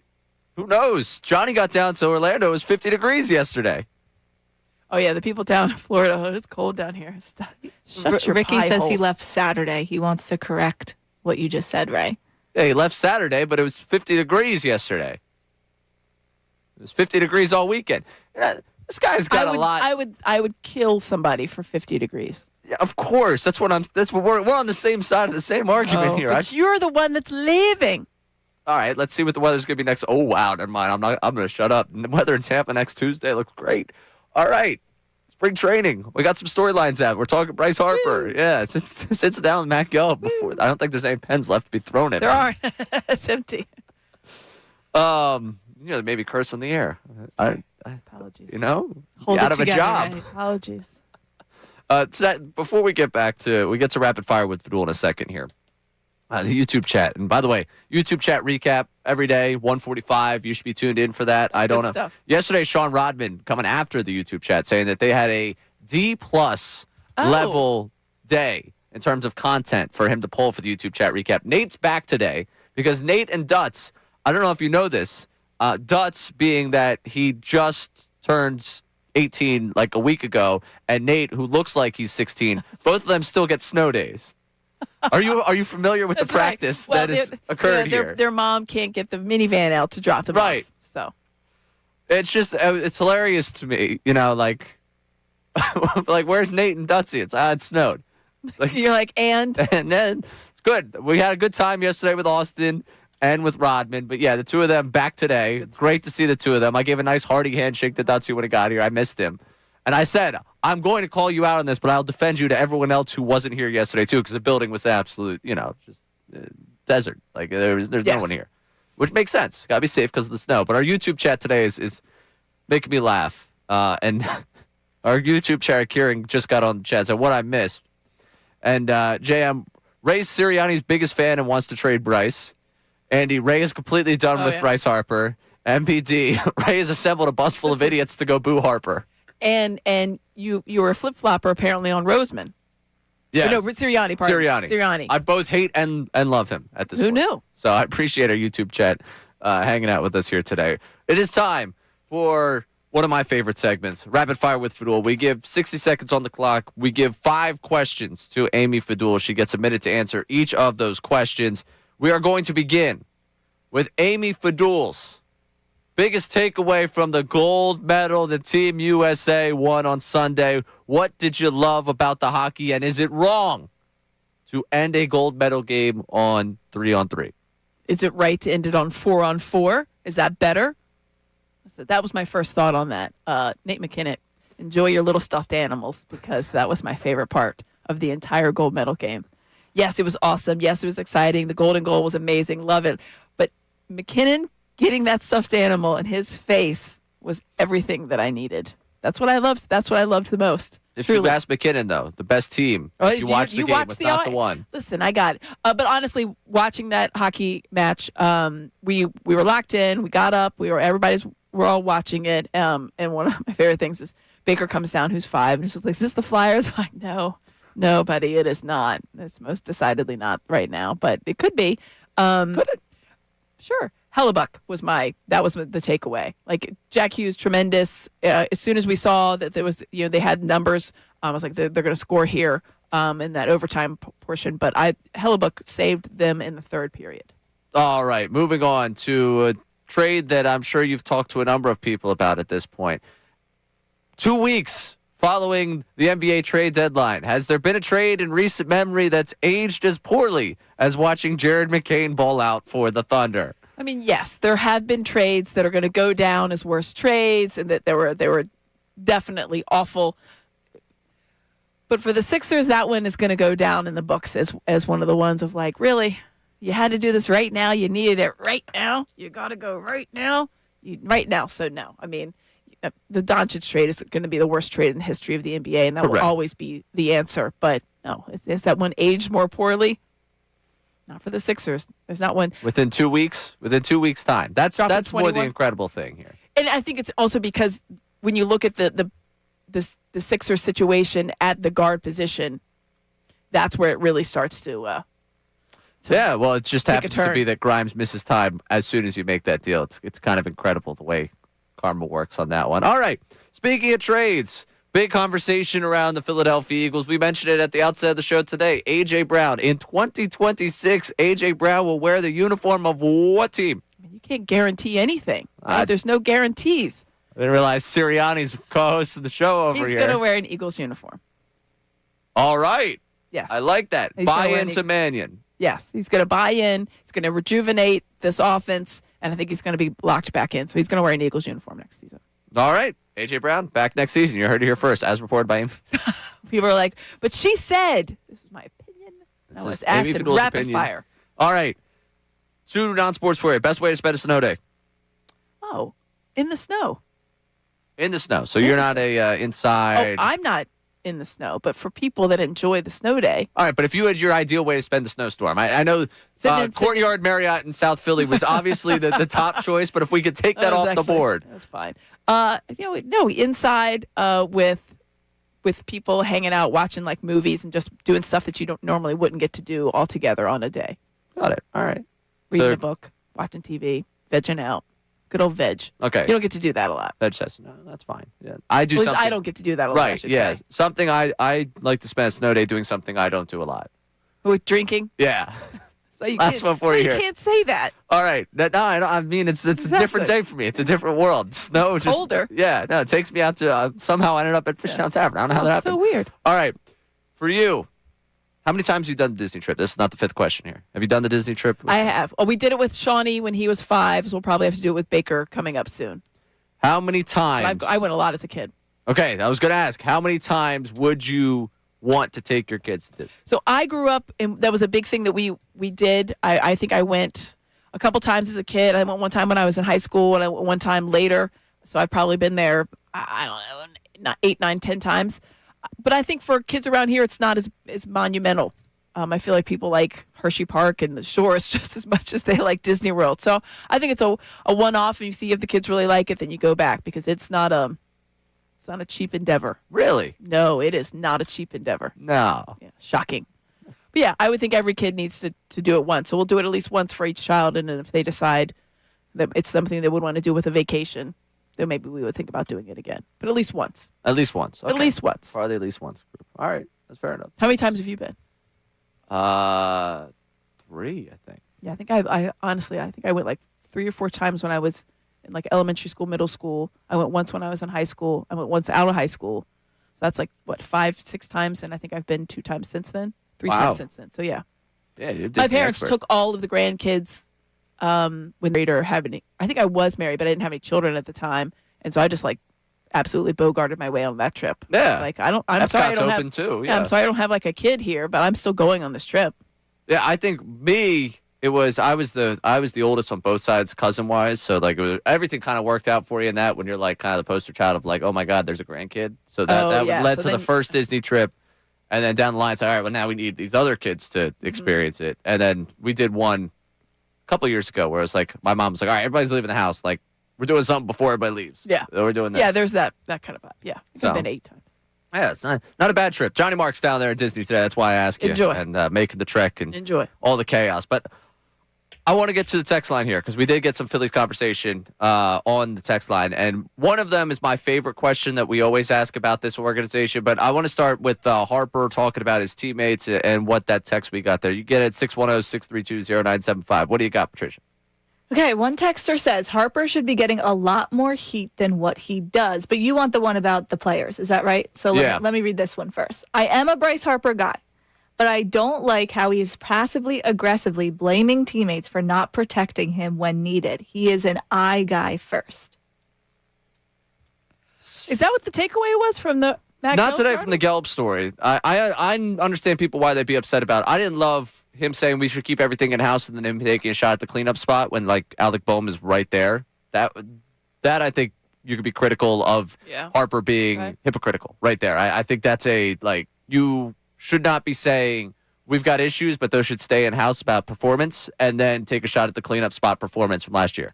If you want to say Castellanos' name, then say Castellanos' name. Speak to Castellanos' name specifically. That's fine. He's not here anymore. Take that shot. Take that shot.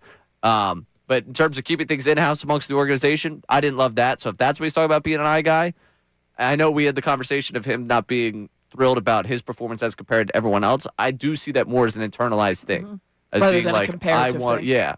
And like a comparative thing's not a bad thing. Like, especially if you're comparing yourself, they did well, you did not. right. It's like there's difference between like envy and jealousy and then just like the comparison of like, man, I gotta do my the pull my weight. recognition. The recognition of I'm not up to the standard that I usually set, and those guys are leading the way, and I'm not joining them type of vibe. Yeah.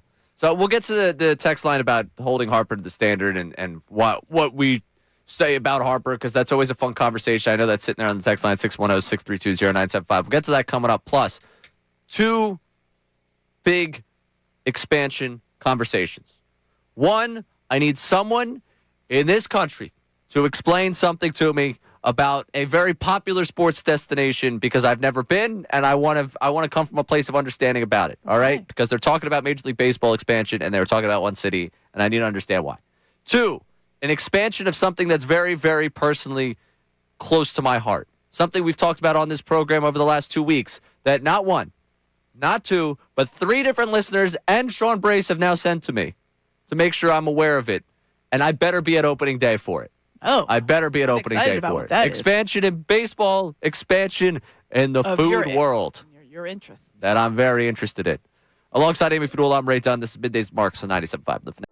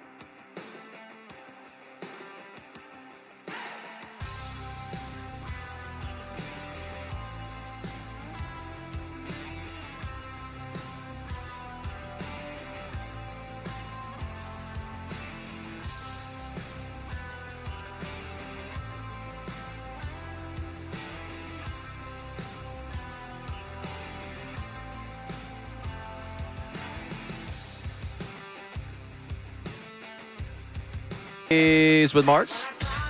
Alongside Amy Fedul, I'm Ray Dunn. We're going to get into both expansion conversations in a second, but I do want to get to the text line here at 610-632-0975 because this is inevitably talked about Harper, opened up this hour talking about Bryce Harper, story from Matt Gelb on The Athletic. Exclusive with Harper, talking about where he's at ahead of this season. We try to break down the psyche of Bryce Harper right now, and naturally, once we start talking about Bryce Harper, it's either you guys are just totally against this guy that's done something so great for this town in terms of being a really elite baseball player for years, and he chose us and the whole thing, and he gave us Bedlam at the Bank and all that stuff, you know.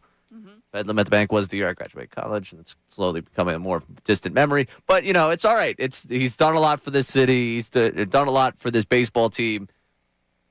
And then there's the other side of this where it's you guys don't hold him to the same standard you hold the Eagles. So I'm just lay the text on me, Patricia Caputo. Yes. So a texter said Bryce Harper should be getting a lot more heat than what he does. He should be getting all the negativity you all direct at the Super Bowl MVP winning quarterback and a head coach with the 5th highest win percentage in NFL history. Past 2 postseasons, he has crapped the bed, and you all are just okay with it. If that was Jalen Hurts, you'd be offering to pay for his plane ticket out of town. Jim in Nazareth. All right, Jim. 1, I can't afford to pay for his plane ticket out of town. So anyone that says that, I could maybe get him an Uber to the airport. But if you think I'm paying for anyone's plane ticket out of town, I could barely afford to pay for my own plane tickets to go on vacation. So we'll start there. 2, with regard to your, if we hold Hurts and Sirianni to this standard, I think at this point, we react, and I can speak for myself here, to what happens. So January, when they lose in the postseason, we do like the 2-3 weeks afterwards of like we're breaking down what happened here, they said this, they said that. And then you got to kind of move on. Like, we end up having a conversation about them all off season, but it's not, I don't have it with the vitriol of like, I can't believe what happened. Right. It's like, all right, this happened. How does it impact the future? Right now, it's this is what happened with Bryce Harper. How does it impact 2026? So I'm not necessarily all guns a-blazing about Bryce Harper not performing in the postseason because I've accepted they didn't perform in the postseason last year. I watched it happen. It was unfortunate. I'm not happy they didn't win, but I can't do much about it. So to continue to be yelling about him not doing it back then, I think it's just a disservice to me and you because I'd be doing the same show that we did, October 10th? Right. Was it October? I feel like I might have knocked that down on the nose right there for the date. It was that Friday afterwards because it was that Thursday night that was absolutely disastrous for all involved. But that's why. October 10th was that Friday. Yep. That's good calendar knowledge by me. Yep, October 9th. What a terrible day in Philadelphia sports history. That's why. If you want to know why, right now I'm not like, I can't believe he hasn't performed in the postseason the last 2 years. It's because I know that. You know that. We both know that. That's kind of where we're at in this timeline. So I understand what you're saying. But I like to think I try to keep everyone pretty equally aligned in who I hold accountable for what happens. I mean, I do think Hurts has got a little bit more of a leeway with me because he was a Super Bowl MVP. He's been to the playoffs 5 consecutive years as a starter. And, I do think in this town, a town where people are like, just get me one before I die, the fact that we go so crazy about him does drive me nuts. But I also see the shortcomings in his play. And I can understand why people would be, when they start looking ahead, concerned.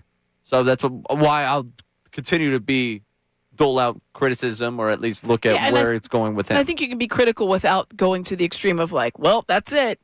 You know what I mean? I feel like there's always that indication sometimes where people, they're just, if you are critical, whether it comes from a place of just like anger, like we're never going to get back there, or of like, okay, well, if we examine this is what we can do. You don't ever have to go to the extreme of like, well, he's never going to get there, so therefore we just might as well ship him out. You know what I mean? I feel like that's not necessary. Yeah, not but constructive. We got two expansion, stories to roll with right now. I want someone today, whether it be on the text line, whether it be at the phone line, I want to know why I should travel to Salt Lake City. That is my big question today. Not really for the show, but just for my own personal well-being, because I see a story in The Athletic today about Major League Baseball expansion into Salt Lake City, and about how great Salt Lake City is and how it's becoming this booming sports town. And they've got the Jazz, and they saved the Jazz, back at the 15 years ago. And now that they've done that, they've got all these different things coming. They got the NHL franchise. We're all getting excited. They're talking about the Winter Olympics being there in 2034. Now they want a Major League Baseball franchise. And hey, who am I to stop the dreams of a city to land Major League Baseball? I don't want to gatekeep the sport. I just want to know why I should want it to be there. I want someone to make the case for me to Salt Lake City as a city, because it's never been on my list of places to go, my places to visit, anywhere I want to find myself. So I read this and I kind of go, why? And you know what? Instead of being a dismissive why, you want someone I to want be a constructive, hey, why? here's Why? Why should I care about it? Because I've been very interested in the expansion conversation, both NBA and Major League Baseball-wise, because it always fascinates me about cities getting teams and where they What's fascinating, they kept the name Jazz, because nothing says Jazz like Salt Lake City. No, that's a really good point, too. That's always bothered me. Yeah. Much more so than the Lakers being out in L.A. Do you think, honestly, the Utah Lakers would be probably good. That would make a little bit more sense. That would make a lot of sense. Because they have one of those really large ones. Should we maybe call about? Well, now the Lakers have won titles. You can't, but it's disappointing. But the Jazz, I don't know, there's nothing tied. It's just the logo has a saxophone in it, one of the iterations of the logo. Yeah. When you think about it, and there's people that don't know that it used to be in New Orleans, which makes perfect sense. There's people that just think it's the Utah Jazz because that's how it's always been. Yep. Which is just hilarious. But they just thought, and they get another franchise, an NHL franchise, and that kind of seems to go with the coldness out there. It's an Arctic place. I got it. The Jazz. Just doesn't make sense. No. You think about it. Doesn't make any sense. Do they even have nightlife out there? I know they have clubs. I get it. I know that. But what are they synonymous? What is Salt Lake City known for aside from the Great Salt Lake? What is it known for? Mormons. Bars that close at 8? No caffeine. No caffeine. Yeah, I don't know if I probably couldn't do that city. Probably couldn't do that. Obviously they have it. Not everybody that lives in Salt Lake City is Mormon. They go there to ski and people enjoy their time there, I'm sure. It's just funny to me that they stuck with the name Jazz. If I was them, also maybe get some more juju going your way. Just change the name. Could be. There are New Orleans fans I know who are still sick to their stomach. It's just ridiculous. Over the Jazz moving. It's just bizarro world. So to me. It's always bothered me. I want someone to explain Salt Lake to me, and we need somebody from Utah to call. And I need someone to do something else for me. I need someone to get me out to the Bojangles that's opening in Vineland in March. March 24th, Bojangles is opening in Vineland. There's a Bojangles? Bojangles. Do people know what the Bojangles? Oh, on this program, we've covered the bow. You know. We've covered the bow. Bojangles opening March 24th. I need someone to have me out there in Vineland. I'll bring Matty Menarek with me. He looks excited. We're going to get a Bowberry biscuit. We'll get a Cajun filet biscuit. I'm in. All right? I just need someone to get me out there. I don't necessarily need to be live from out there, but I just want someone to make sure I can make my way out there. I need to be a part of my professional schedule for the day. Is that too much to ask? No, do a live show from there. I've been for a live day show. For Bojangles. Well, opening day for Bojangles. Well, if opening day for Bojangles the 24th, then the 26th we'll do opening day for the Phillies. I don't know which opening day I'm more excited for. Coming up, we got news and noon with Patricia Caputo. We'll get back into what we opened up with the Eagles. Alongside Amy Fedul, I'm Ray Dunn. This is Middays with Marks, 97.5 The Fanatic.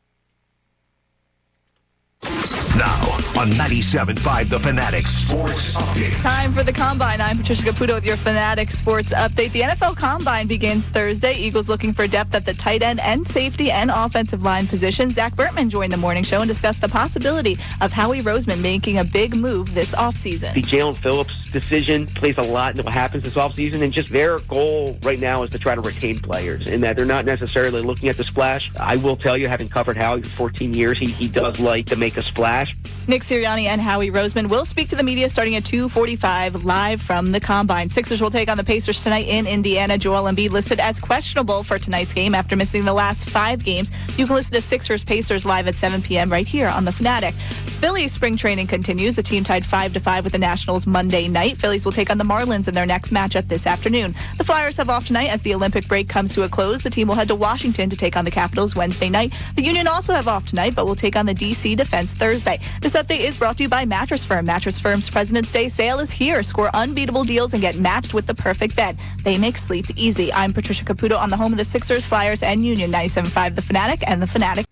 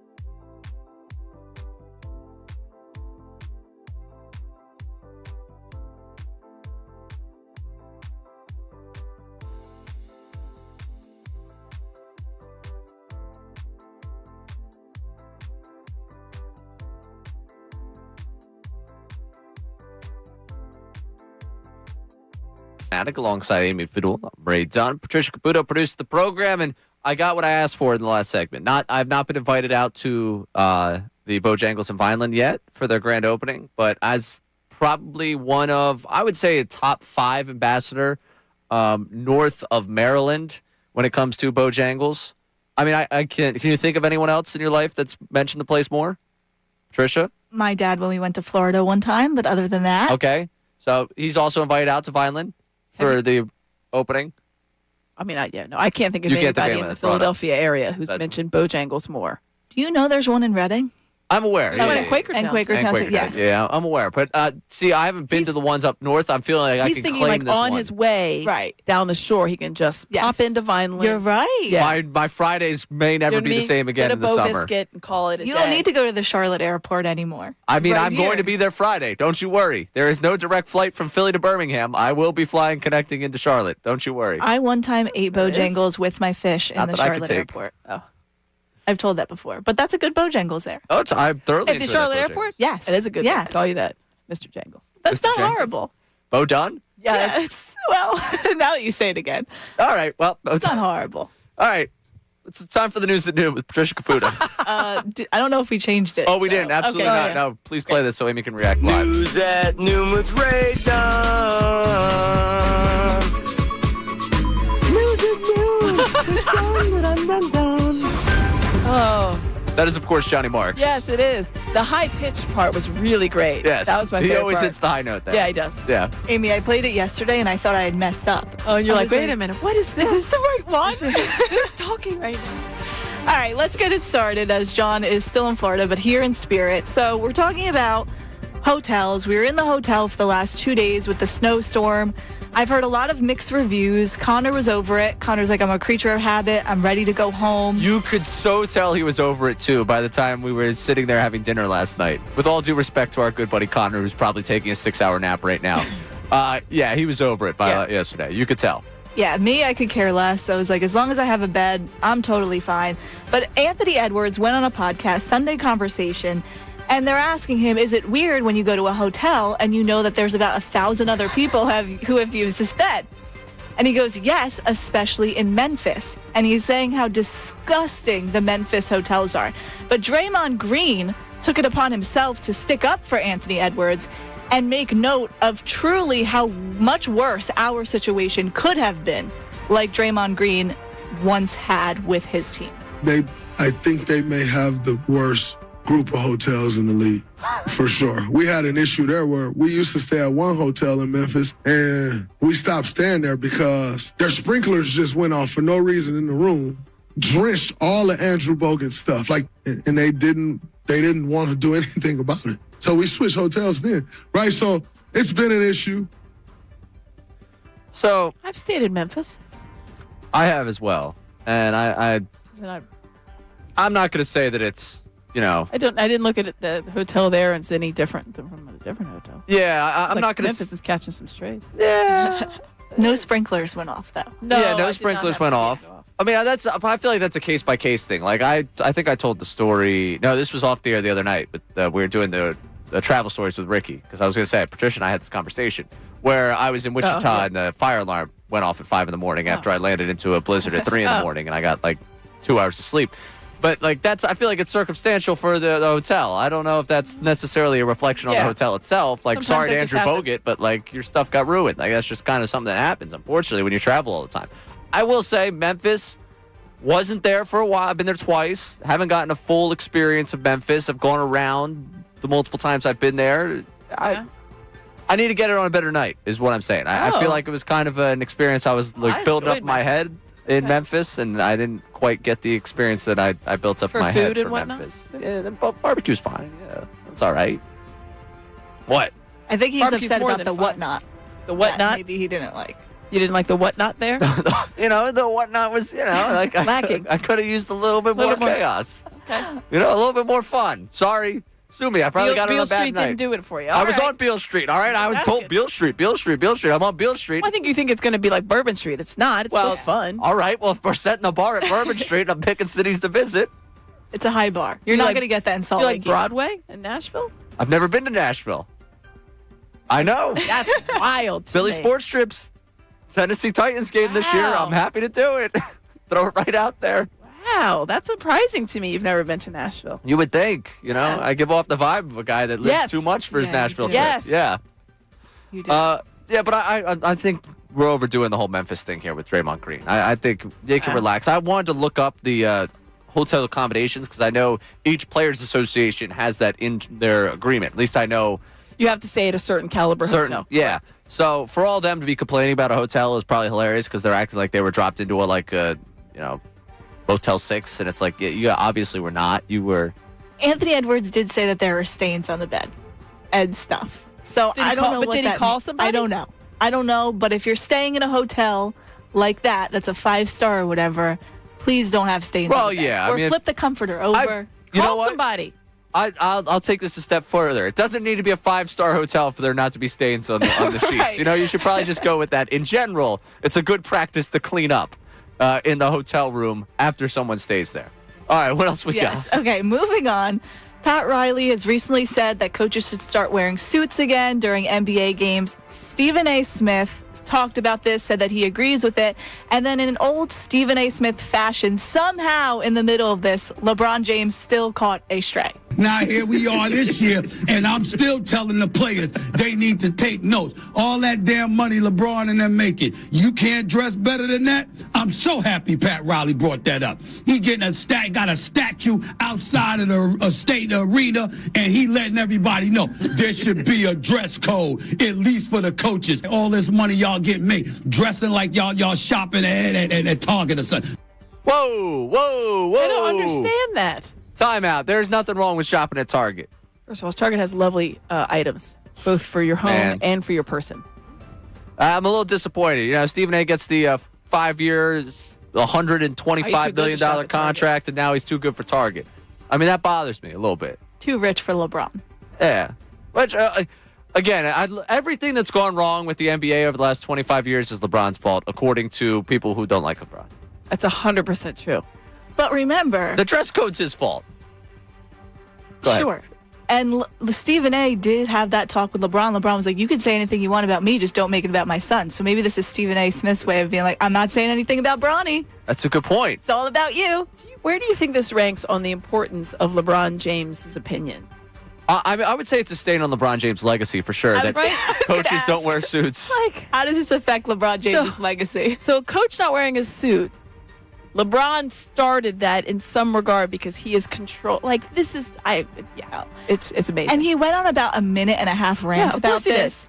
So he did note all of the NBA, but of course he just had to throw LeBron out there as the star of it all. And all the other players, by the way. And all the other players. You guys got to look better. Which LeBron, I think, has the better fit. I've seen some crazy fits, The thing is, like, he probably did, because he doesn't do anything super flashy. I mean, listen, he wore shorts one time to that press conference and had that little briefcase, and I was like, this is what happens when you try to, like, look fashionable. Go back to what you know, which is just workout pants and just, like, a sweatshirt. Just do that. Don't wear, like, the man prees. Don't wear the shorts. I'll never forget that. It's burned in my brain. I can close my eyes and see it right now in the shorts. I'm like, that's exactly what I was thinking about. I think rich people fashion is kind of ugly, but maybe that's just because it costs more doesn't make it nice. Like huge shoes and all of that. No. See, I kind of want to like venture into that world. Oh, Ray. Of like the absurd.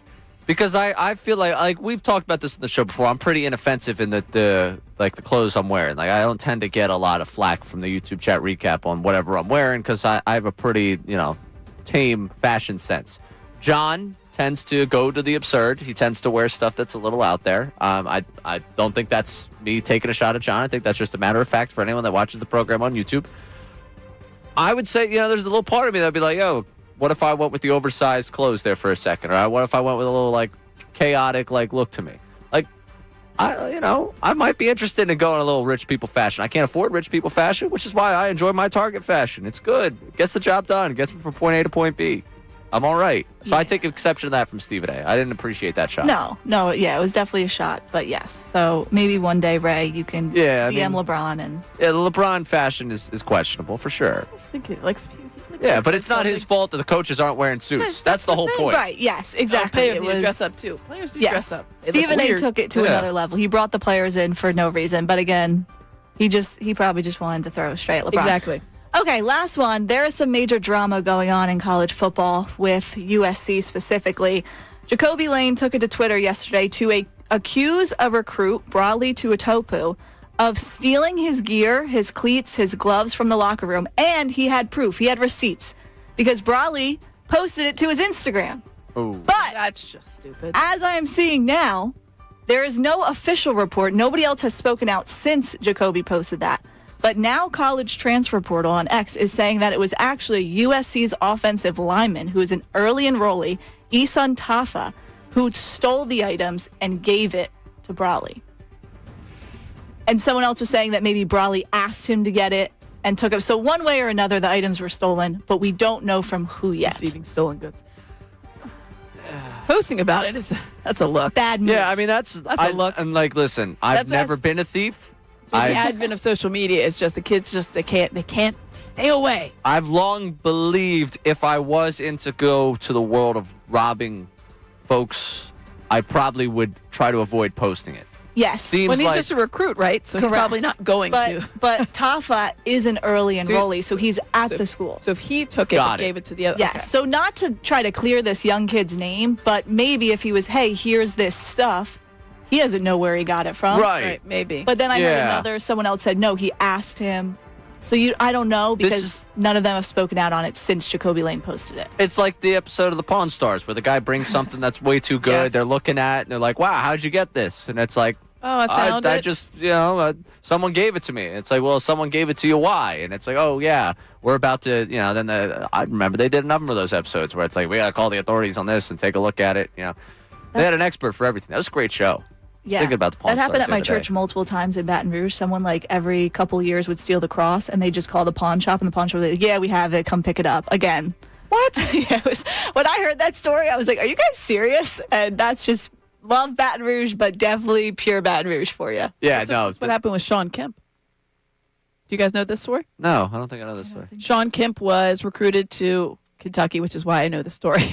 Okay, there we go. Shocking. And I got to look up I think it was Sean Sutton. So I think Eddie Sutton was the coach at the time. And I need to look up who the player was. But supposedly, allegedly, Sean Kemp stole or took a current player's bracelet, like a gold bracelet or something. It was going to pawn it and was caught. And so I did not therefore, know this. that was one of the big things. Sean Kemp was getting ready to enroll at Kentucky and did not enroll. And I think he went to a JUCO and then it's the stuff of Kentucky lore in basketball circles because they're like, could you imagine if Sean Kemp actually played here? Could you imagine Yeah, I if gotta he look and did? see what years because it was like in the 80s. I know. I'm pretty sure it was Sean Sutton because I'm 99.9% sure Eddie Sutton was the coach at the time, who's ended up getting them on probation. So that was a real fun fact. Yeah, 1988. There it is. So. And you're not at all bitter over the fact they ended up on probation. And I'm not because, one, if you're going to pay players, you pay them to win, but they didn't do that. But it led to Rick Pitino. So all's well that ends well. I am going, by the way, this is something I think you would be I got to look this up. I'm listening. interesting. Coming in not this Friday. It 'cause was. Obviously, this Friday. It was Sean Sutton. Okay, there you go. Good memory by you. I mean, when it comes to Kentucky basketball, I'm more shocked if you get it wrong than It's literally it's stuff of lore. So much so that people, how people talk about Eagles legend Frank Gore. Yeah. It's Kentucky basketball legend Sean Kemp. Got It's it. that level right there. Got level up. Yeah. Go ahead. I'm sorry. You're going to do what? I'm going to see Rick Pitino. Oh. Rick Pitino and Seton Hall. So it'll be St. John's Seton Hall, Okay. Prudential Center next Friday night. Very nice. 9 o'clock tip time. Are you driving or are you taking the train? Yet to be decided. The train literally stops right there at the Prudential Center. But I'm taking a train. We'll debate this at some point, I'm sure, coming up. But Yeah, my- I'll start to look it up. I owed my brother a college basketball game for his birthday. I was like, let's make a new tradition of it. You're out of school. I'm out of school. Like, now we'll go find a new venue or new teams to go watch. And Pitino with the chance for that could be, I think it's the Big East finale for them. So it could be, talking about it, them, UConn. We could be watching scores. We watching, plus, Seton Hall, St. John's. I feel like it could be a good time. Yeah, it'll be that. And that's a very well timed as far as, like I said, right before the tournament. Do I get the white suit? No, because they're not at home. Oh, that's a good point. Crap. Yeah, he's a home white suit guy. All right, that's So all right. that you'd have to go to the Garden for that. Yeah, I looked at the Garden, but the Garden conflicted with St. Joe's Loyola Chicago this weekend, and my brother and I couldn't. Yeah. St. Joe's Loyola Chicago and St. John's at the John's. Garden against I forget who it was at the Big East. It was like I would think that it would be like at the level, like a white suit that's for like the UConn game. Right. Villanova. Yeah, you're right. And at home. And definitely I at should home. have considered that. I just like that he has had this. He's been able to wear the white suit at both Louisville and at St. John's again. Yeah. Because that was very important. With the red tie, it's very important. I think I thought was pretty impressive. Yeah. He's been able to kind of keep that going. Rick Pitino is when he comes back as Kentucky's coach, then I'll be okay with it. So. Oh, all right. Are we already starting that campaign? Yeah. Okay, sounds good. I just want to know where we were with that campaign. Speaking It's of a very coaches, small campaign. Yeah, right now it's just you. It's just me. It's just you. Got it. Might be one or two else. Yeah. We started talking about Nick Sirianni and the Sirianni and Roseman conversation that started today, and we're going to get back to that in a second. But I do want to offer the opportunity here because I made a call out in the 11 o'clock hour. I said, hey, I just need someone to explain to me Salt Lake. I need to understand why Salt Lake City has become this booming sports town and talk about expansion. And I want to get Bill, our buddy Bill in Utah, who's been a long-time listener, caller, checking in with us all the time. I want him to go to bat here for Salt Lake City and why I should be like, you know what? They should put a baseball team there. And I should want to go travel to that game when they're out there. Bill, you're on 97.5 The Fanatic. Hey, how you doing, man? Good. How are you? I'm a native of Pennsauken, but I lived in Salt Lake now since like 1990. And I go back home all the time, at least once or twice a year. I always catch an Eagles game. But Utah is a unique place, man. Why should they build a team here? Because the fans will go. We got nothing else, man. We're bored. When hockey came here, people didn't think it would work. And it's working. The Jazz ain't doing so good. Baseball will work here. I guarantee it. They'll build the field on the west side, up on the mountain. I mean, you can imagine your backdrop, man. Google it. You'll see a design that they've already made. It's just spectacular with the valley all lit up, the mountains in the background. It's just insane. All right, so we're going to have... a couple questions about Utah, about nightlife. Yes. Yeah. Utah is kind of like, depends on where you're at. It's 60% LDS, yeah. But it's a great place to raise a family. The only thing I miss about Jersey and Philly is the food, the shore, and having the opportunity just to decide, hey, this weekend I want to go to a game. That's like fair. A game. All right. That's the only thing I miss. I don't miss anything else, but I still love Jersey. I'm still Jersey thick through and through. But Utah is insane. I was telling your guy on the phone, it's the only place where on one weekend you wake up on a Friday and you want to go skiing, you can go skiing. If you're done by 1 and you want to go and get the 3-wheeler out and drive 2.5, 3 hours to Mount Moab or St. George and go 3-wheeling on the dunes down there, the sand dunes, you can do it. And then 2 hours later, go the other direction and be mountain climbing. All right. So I'm starting to see the vision for it, Bill. And I appreciate you checking it. I appreciate you answering my call for it. And that message was brought to you by the Utah Department of Tourism. Exactly. But, like, I get it. I love what he said there. We're going to go to games because we have nothing else to do. That's fair. You know what? And that's honest. That's honest. That's honest. There's places that are like that. It doesn't make them bad places. No. And he's telling me there's going to be a great backdrop there. Maybe I will enjoy them. Like, you're looking live at Utah baseball field. Like when you look at, like, the Rocky Stadium is always kind of a cool vantage point. At this point, does Colorado even need a team? You know, what are we doing here? You just Rockies get the one. stink. You just get one in that mountain time zone. Yeah. That's just it. They're going to move everything further west. That's why I think this is going to be like we have such an East, especially basketball-wise. You know, I think the two expansion teams, we pretty much settled on what they're going to be, Vegas and Seattle. Right, yeah. Don't think there's any debate on that. I'm interested to see what baseball does because Nashville seems like a likely choice. But then beyond that, there's got to be something further west. And I know I have family in Portland. They'd be interested in that. And then, that Portland's an interesting one. Yeah. Just rains so much, man. That's got to be. It rains in Seattle. They put a roof on it. Yeah, I know. Everything's just going to be indoor. We're never going to do outdoor sports again. Brutal. Coming back. Sorry. Yeah, I know. Old man yells at cloud. I am. I'm old man yells at cloud. That's happened rather quickly for me. I'm with you, Ray. See, thank you, Patricia. I appreciate that. Whatever, man. Whatever. We got in some Eagles conversation earlier, and I want to just revisit some of the conversation we had about Sirianni and the bet that he made in their reshaping of what they're going to do offensively coming up next, as well as I've decided I need an official Phillies reliever to be all in on this year. It's worked out for me so well in the past. I have a 100% hit rate when it comes to being correct about picking a reliever to like and that reliever being good. Don't check my history. I'm just going to tell you my history is immaculate, 100%. I've never once misjudged talent when it comes to a Phillies reliever. So we'll get to that. I'm going to give the official name that I'm going for coming up next. I'm excited. Alongside Amy Fedul, I'm Ray Dunn. This is Middays at Marks, the 97.5 The Fanatic. Now on 97.5 The Fanatic Sports Update. Getting ready for the Combine. I'm Patricia Caputo with your Fanatic Sports Update. The NFL Combine begins Thursday. Eagles looking for depth at the tight end, safety, and offensive line positions. Zach Bertman joined the morning show to discuss the possible shift in the tight end room this offseason. That tight end room is going to look different. I do know that they have an affinity for Dallas Goedert in there, but if that's a spot where they can get younger, if that's a spot where they can have more blockers, I think that's something that they'll look at this offseason. Nick Sirianni and Howie Roseman will speak to the media starting at 2:45 live from the Combine. The Sixers will take on the Pacers tonight in Indiana. Joel Embiid questionable for tonight's game after missing the last 5 games. You can listen to Sixers-Pacers live at 7 p.m. on the Fanatic.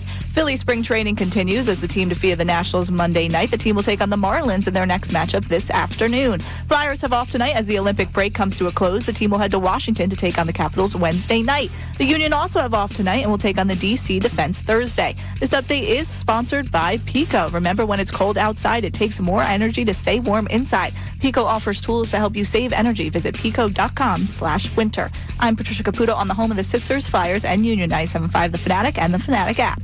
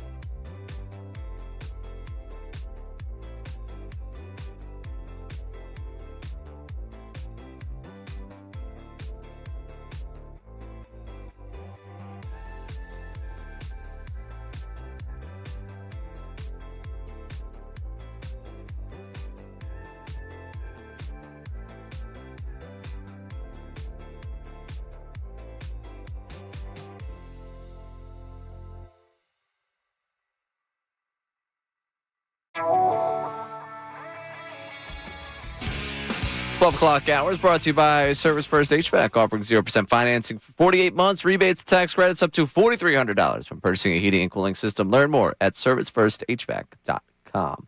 One of the big things about hotel living over the last couple of days, trying to figure out exactly how the heating system is going to work for me. I was walking into a sauna, and then I turned it off, and I walked into the tundra, and I was very, very, very off in the way I was reading exactly what the balance was. I can't wait to get back to the tundra of my own apartment today. You turned it completely off? When I walked back in there, it was hot. Like, it was like, man, I want to walk back out into the snow warm when I walked back in after the show yesterday, which is probably why I went down. You know what? That's why you went to the bar. That's why I went to the hotel bar, guys. I was a little uncomfortable upstairs. Desperate time, desperate measures. It was so warm I needed hydration, and that's why I went down there to make sure I could get a little bit of get a water in and cool down and enjoy the company of friends. Water. I did, I've been good about mixing in a water once every 3 or 4 days.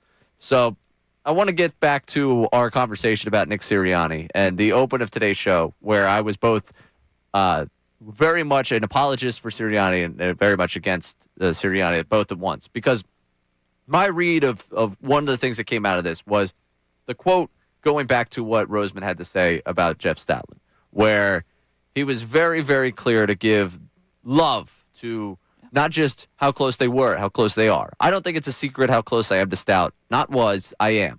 How much I appreciate our relationship, the process that we go through. I probably should have 50 stories on our draft process and how I went through them, and I miss him. I care about him, but obviously there's a change. And so we'll continue to move on. I feel like we have a good group of people here. And I was very clear when this happened of saying I think this both impacts on the field, but so much more off the field, draft preparation and the way this organization goes about bringing in offensive linemen. There was always the kind of like, oh, yeah, Stoutland, you put him through that, we'll be fine. They developed Mailata with the 7th round pick. Like, that became something they were able to do. Dickerson, they draft.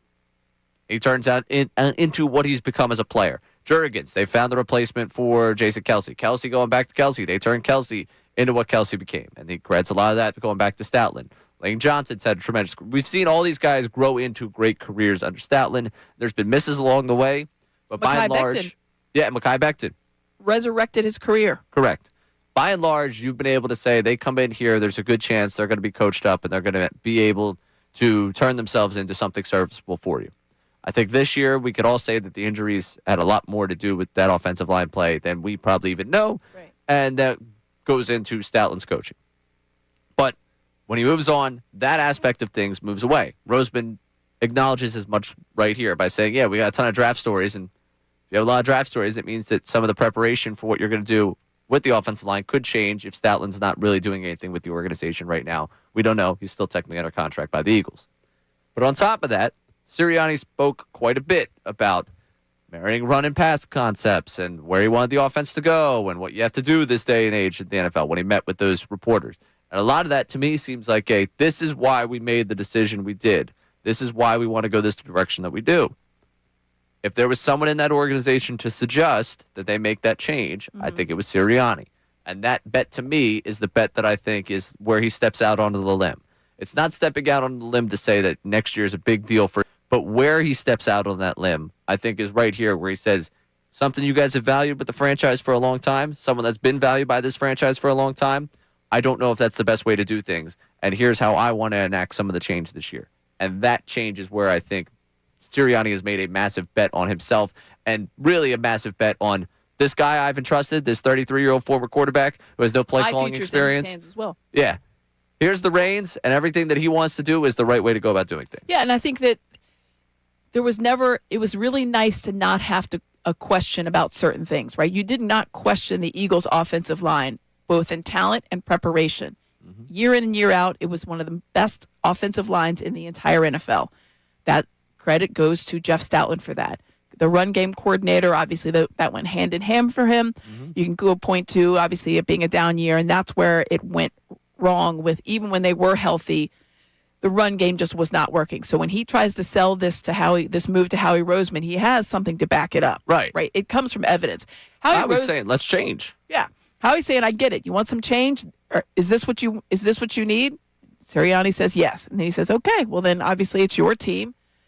he's going to have to, I don't know if he agrees with it's the right word, but certainly be like, all right, well, this is your right. bet that you're lying it. This fits under the umbrella of the change I've asked for. I wanted something different. You said that this is it. All right, then. I'm going to sign off on that.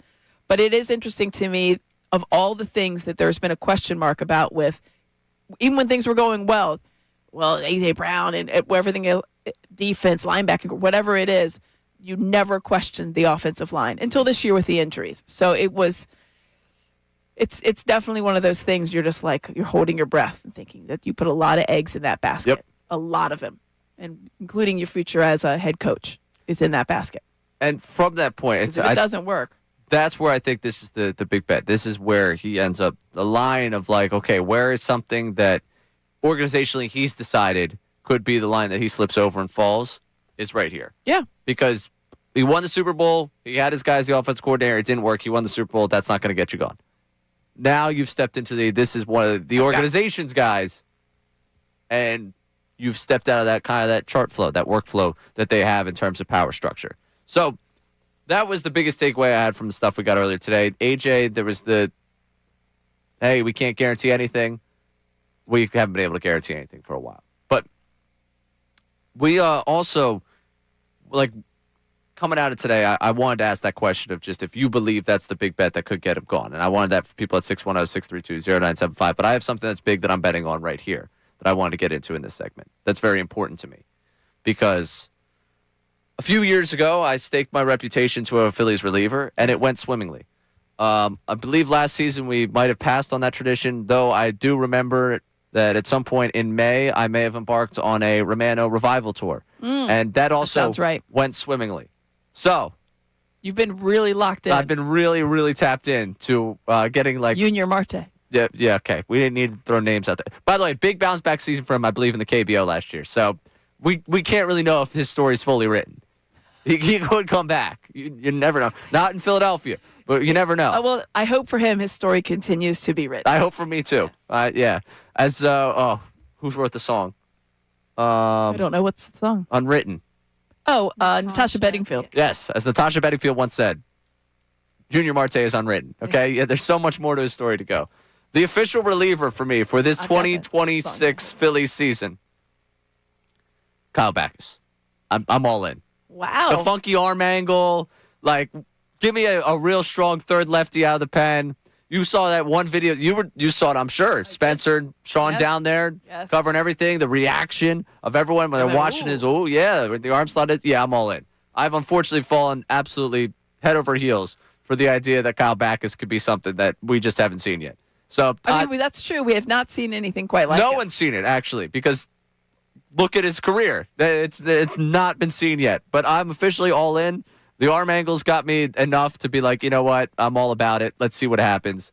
I'm looking at the AAA numbers from a season ago. That's what I just got to. Feeling great. Everyone says if you could prove it in Reno, you were able to do it in the big leagues. And he had a 2.05 ERA in Reno. So to me, there's no downside to me taking this.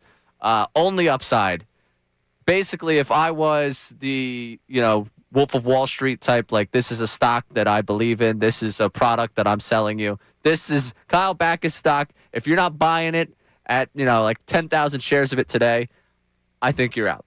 I think you're going to be in real, real dire straits by the end of the season. Your track record is really unproven. You can't say. I would say that you can't really judge my track record based on my misses. Because. Well, then what are the hits? And that's the point. At some point, you got to hit. You got to hit.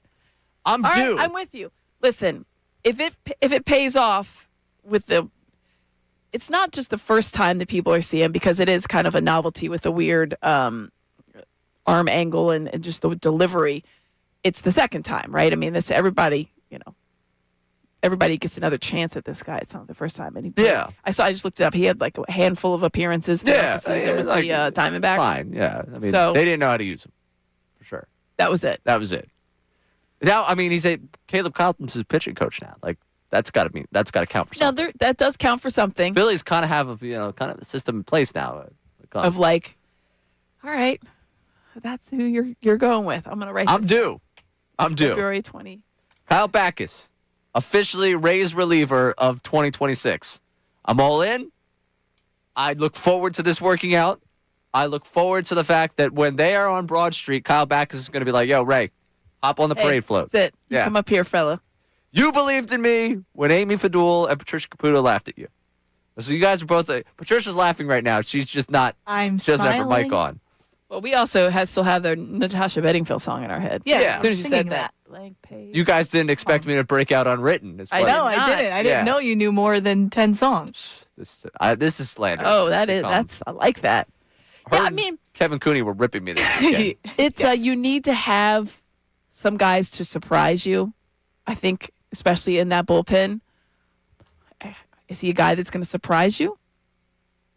Yeah, for sure. He's going to surprise you with that arm angle and with the fact that people just don't realize the gem they have until right now, until I let them know. Have you ever thought about being a car salesman?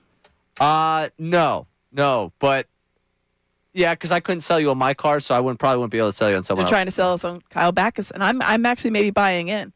You should. There is no downside here, only upside. That's all I could say. Kyle Backus is my is official no reliever of downside. 2026. I'm in. In what role do you see him coming in? Third lefty. Okay. Yeah. All right. No, and I'll take it. I see we got the question. I appreciate the Neil lefty. asking if he's the guy we got for Matt Strahm. No, that's Jonathan Bolin, Yes. who everyone also was asking for before the season. I considered Bolin being a 6'6" guy, kind of tall. Like, This guy's tall. Backus is tall. yeah, but he's not. I've been not like I've been Andrew told that Painter. Bolin's kind of like a presence walking around. He's like 6'4". Yeah, 6'4". Oh, all right. Well, that's tall. Yeah, he's tall. I mean, yeah. Listen, everyone. Yeah, Compared to me, yeah. I like one lefty's obviously always good, as many as you can, and then delivery is a little new little wrinkle. funky delivery, Little funky delivery yeah. coming out of the left arm angle slot. All right, Matt right. Strahm, who by the end of the summer? I'm buying that. I'll buy that. I'll buy that Backus for is $1. my guy. Now I need you to get me to buy back into something, Amy. Uh-oh. You read it on the show sheet. You knew we were going to get Oh, into I this did. segment. Yes, I got this one. Yeah, Amy, It's ready. I need some help. I started doodling around it. My belief, It's wavering, isn't it? wavering is probably a generous term. I'm hurting right now when it comes to the 76ers. And I'm going to need you to do a little bit of Sixers therapy for me, okay? We can talk it through. We're going to talk it through coming up next. Alongside Amy Fedul, I'm Ray Dunn. This is Middays Marks, the 97.5 The Fanatic. The Fanatics.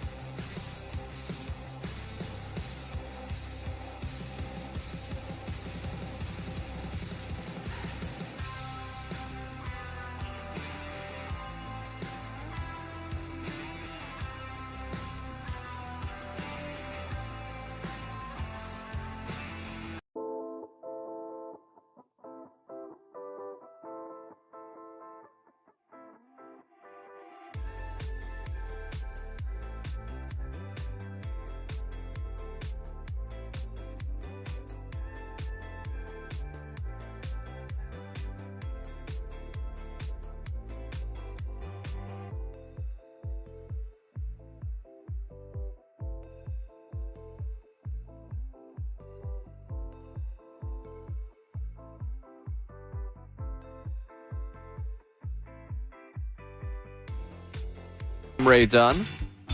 Before we get to the 76ers conversation, did you see this coming out of the WNBA world? That the athletics reporter for the WNBA, Ben Pickman, got hired by one of the teams? I did not see that, no. So, got hired by the Portland Fire. And I posed this story to you as a question, and we can get some text line submissions at this 610-632-0975. If you could be picked from your current job to do any job in sports, what job would you want to be just I can't do my current job anymore? No. Oh. No, your current job has because apparently with Ben Pickman covering the WNBA, that they have seen him as someone that I think it's cap strategy and and all that. Yeah. So apparently knows the league very well from covering the league. And they're like, yeah, we're going to bring you in the front office. We want you. And I imagine that's cap strategy. And a lot of it's probably information gathering because, right. Reporter would be good on that one. And but if you could be taken from your current job and dropped into another job, like in sports, working for a team, where would you want to go? So which team would I like to work for? Yeah, like what role would you be looking for? Well, I prefer to stay here in Philadelphia. Right. So any of the teams here. If they're looking. We're not campaigning for you to get a new job. We're just saying I enjoy my job currently. Yeah, you enjoy your current job. This is not me trying to walk you into a trap here. I'm just. I like all the teams. I don't. Maybe I have to look outside. Like I guess my first young Amy would have said working for the University of Kentucky. Right. I was going to say, I thought maybe you would give me the Woj of Kentucky basketball, where you make the announcement hey, I'm going to go be the GM of Kentucky basketball. I would have some things to say. Would you work with the current Kentucky administration? I would have some things to say to the athletic director. I would have some things to say. So I'm going to say maybe there's the chance. Maybe I am the athletic director. There you go. So you'd want to be the athletic director? No, I think I'd like to be I think the whole NIL thing is very fascinating to me. I think it's a slippery slope. Anything, what I want to do is I would want to work for the NCAA to try to overhaul whatever that disaster is. That's noble of you. Well, it's just the cat's out of the bag and they're trying to stuff the cat back in the bag. Right. And you can't do that. Toothpaste out of the tube. Exactly. You can't do that. So, but no, young Amy, my dream job would have absolutely been in some capacity working for the University of Kentucky. That would have been awesome. That's a good answer. But good answer. I'm going to keep my job. Yeah. I like this. And I like being here today and tomorrow. And tomorrow doing this tomorrow.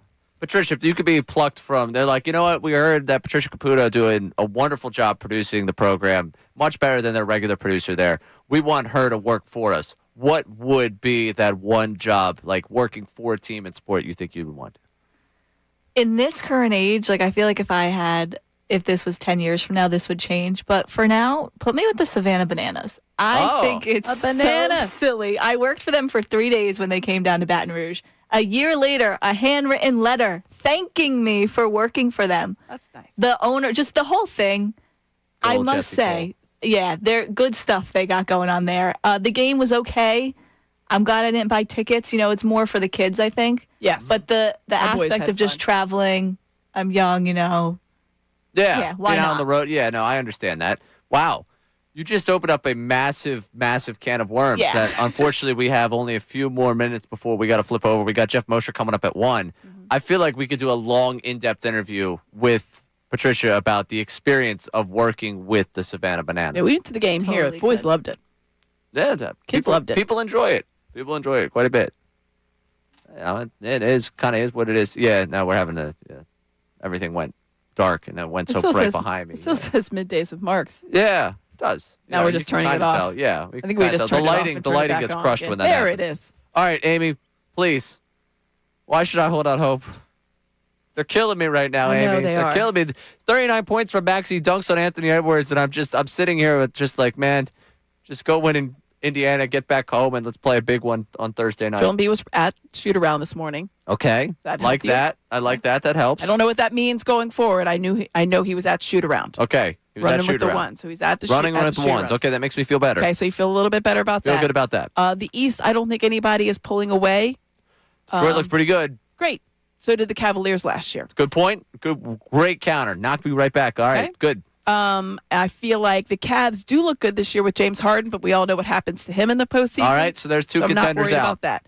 There's a little bit of a concern up there in Boston for me. I don't know if you noticed, they're just as good as they were last year. They haven't had that Tatum guy play. Exactly, and he's definitely going to come back at some point just to mess with us. That hurts. It does not surprise me if they vault up there. The Knicks, I think, are beatable. I know that the Sixers have gotten trounced by them. I kind of throw that one game back that was right before the All-Star break, but they took 2 up there at the Garden. I think that's really big. I think in big moments, this team can rise up. So I don't think the East is as, unstoppable as some might believe. Here's my issue, Amy. Sixers need to be consistent. I need to know. I'm looking up the date to make sure I have it exactly right. But this year, I believe it's April 7th, 10th is when they're doing the running of the play-in tournament. Am I going to be watching this team in the play-in? Is that when that is? Is it the following week? Nope, following week. It's the following week because the playoffs start on the 18th of April. Correct. First day is that Saturday. They're hanging on to that 6th spot with fingernails right now at this point. I think the Magic losing Franz Wagner right now is a big blow for them. Mm-hmm. They're a bit rudderless right now, and that helps the Sixers. Problem is the Sixers lose to bad teams and beat good teams. Which terrifies me for tonight. It's the Pacers team. Because it actually doesn't wins. get much worse than this. Yeah. I was actually on post game and I was completely out of it for a second. I was like, yeah, the Pacers are coming up with the East. And I was like, what do you no, 15 wins. Once upon a time. Yes. Apparently I went back in my time machine to a year ago. The last 15-win team they played was the Pelicans and they lost that game. It's problematic. The third quarter, it has been problematic. The start of fourth quarters have now started to kind of leak in there. You get 39 points from Tyrese Maxey, and you hope that you win games. But I think that there are some bright spots when you look at the team overall. I think that there's more stuff on the horizon. I think everybody's just kind of holding their breath about Joel Embiid with the shin, and it's just precautionary. Is it super precautionary because you're just trying to get to him as healthy in April as possible? But I do think that the East is not as good as people might believe. I think it's good. I think the Pistons are a fine team. Cade Cunningham is a tremendous guard. Do I think the Pistons are the Eastern Conference champions this year? No, I do not. Ooh, it's going to be the Celtics again, isn't it? Probably. Yeah. Okay. I think the Celtics are the Knicks. Glad we could all just. Oh, great. Even better. No, I can't. I'm sorry. That you just wait. Come April, turmoil. there'll just be one. I'll be up there. I'll start taking the train up there is some just to be turmoil on there.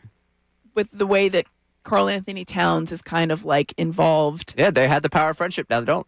So it's a shame. That's kind of one of the weird little dynamics. He's a tremendous player, but they just have not meshed as well as they probably should as a team. But yeah, it's the Celtics, of course. Okay. Well, sorry. That didn't help me. I'm sorry. But I'll sign up for another therapy session again, but that it was a tough one there. Started off real well. It did. I was kind of trucking along. I had the Cavaliers example, and then James Harden, so we were all good. And I don't think the Knicks are as good as. Yeah, we're gonna give you Kentucky basketball general manager, maybe not sports psychologist for me when it comes down to it. Other jobs for AB next Fedul. job is not so good. Coming up next, we got Jeff Mosher joining us, breaking down everything going on with the Birds. What was Mosher's takeaway from what he got from both Sirianni and Roseman? That conversation they had with local reporters before they got down to the combine. They're speaking live. Coming up at 2:45 at 3 o'clock during Unfiltered. Alongside Amy Fedul, I'm Ray Dunn. This Middays Marks 97.5 The Fanatic. Now on 97.5 The Fanatic Sports Update. Time for the Combine. I'm Patricia Caputo with your Fanatic Sports Update. The NFL Combine begins Thursday. The Eagles are looking for depth at the tight end, safety, and offensive line position. Zach Bertman joined the morning show to discuss the possibility in a shift in the tight end room this offseason. That tight end room is going to look different. I do know that they have an affinity for Dallas Goedert in there, but if that's a spot where they can get younger, if that's a spot where they can have more blockers, I think that's something that they'll look at this offseason. Nick Sirianni and Howie Roseman will speak with the media starting at 2:45 live from the Combine. The Sixers will take on the Pacers tonight in Indiana. Joel Embiid is listed as questionable for tonight's game after missing the last 5 games. You can listen to Sixers-Pacers live at 7 p.m. right here on the Fanatic. Phillies will take on the Marlins this afternoon in their next spring training matchup. The team tied with the Nationals Monday night. The Flyers have off tonight as the Olympic break comes to a close. The team will head to Washington to take on the Capitals Wednesday. The Union also have off tonight and will take on the Defense Force Thursday.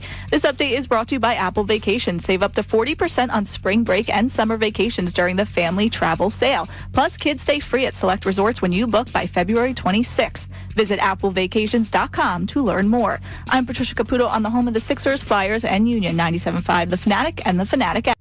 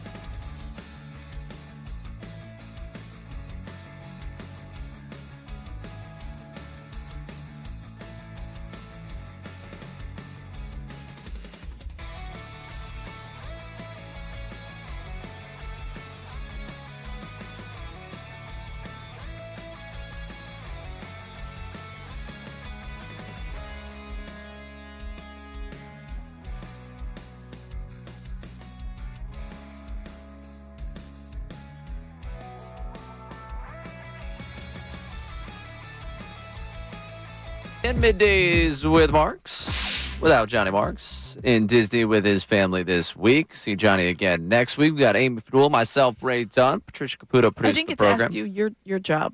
We'll ask it after we talk to Jeff. But if you could have another job. If I could have another job. I got a couple of ideas. I'm working through a couple of ideas. Sorry, Yeah. but I want to talk to Moshe too. Yeah, no, I think Jeff Mosher definitely is the one we should go talk to before we start talking about my, dream world job where I'm, probably just like selling beer in San Diego or something like that. But yeah, something like that. We'll get to my job coming up in a second, but we got plenty to get to with the Eagles. And today we get the flurry of stories from the conversation that both Howie Roseman and Nick Sirianni had with local media ahead of the Combine. We'll jump into that, and it's Combine week. I have to imagine that Jeff Mosher right now is pretty fired up because this is a big week for people talking about what's going to happen in the league.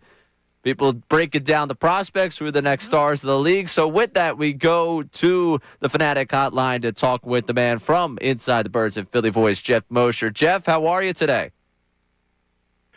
What is up, Ray? What's going on? Amy, good to catch up. Moshe, good to hear your voice. it's so good to hear from you, my friend.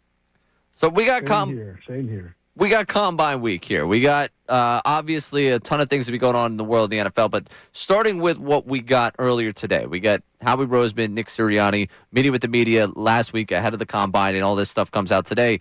I'm curious for you. They broke down a lot of the thought process behind where this offense is going and what they looked for in hiring Sean Mannion. Is there anything that stuck out to Jeff Mosher about what came out today from what Sirianni and Roseman had to say? Well, I definitely think that I appreciated Nick's honesty in that he said what a lot of us felt. And when I say us, not just reporters, but even people who follow the team as fans. After they fired Kevin Fedul, you just figured that they were going to bring in somebody who had called plays before. I mean, it was sort of 0-2 in that department with first Brian Johnson and then Kevin Fedul. And with all the talent that they have and the urgency to win now that Howie talks about, that you wouldn't leave the fate of, the highest paid offense in the NFL history, at least as it's constituted right now, right, to another novice play caller. And yet that's what they've done. And you heard Nick specifically in his pre-combine chat with reporters talking about kind of being blown away, not necessarily going into it looking for a system, not going into it thinking that he was going to hire somebody without play calling experience, but then going through the process, talking to so many people and realizing that Sean Mannion was the guy that he felt most comfortable with to lead the offense. I mean, I think it also lends itself to thinking, was it really entirely your decision? Because, Nick Sirianni is going to enter the season, 2026 season, among the hottest on the hot seat, especially if the Eagles don't do well. And so it's sort of curious that he would, again, leave this offense to someone who's never called plays before. However, that being said, I think the admission that they absolutely needed a radical change philosophically to what they do and the way that the McVay, Shanahan, LaFleur tree that he's coming from, the way those offenses are known for being able to marry the run and the pass game with concepts both under center and play action is really what this offense could really thrive with, because typically it's run the ball really well and you want great play action concepts off of that run game that even at their height, winning a Super Bowl or 2023 with a better offense, they've never had a great marriage and a sequencing about their run and pass game. Well, and speaking of that run game, it has to go back to the run game coordinator who's no longer here. Of course, that's the offensive line coach in Jeff Stoutland. And that's one thing it was a talking point during the season, but now it's obviously become a much bigger talking point. Motion, you're looking for the ways that this offense is going to be different. Clearly, it's going to look different in one regard, the fact that there's a new offensive coordinator, but the fact that there isn't the carryover of the run game coordinator and your offensive line coach who was so revered. How much is that going to have an impact on this team going forward, just with the overall kind of, morale is maybe too strong a word, but just the positivity or the belief and the kind of confidence?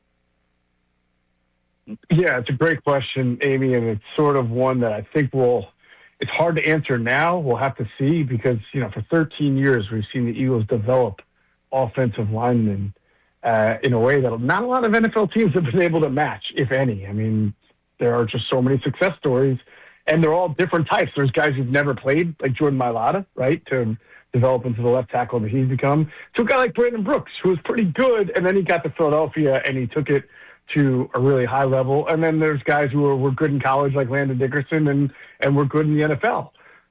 So there's every kind of story on the Eagles offensive line that Jeff Stoutland had a part of. And I think that's the area, the development of individual talent that will come under the microscope most without him now, both this year and into coming years.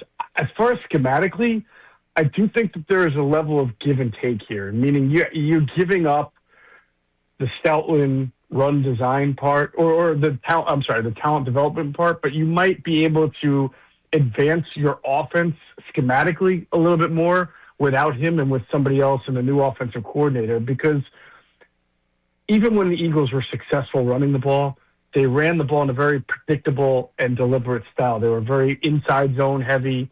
Even if it was outside zone, it wasn't wide.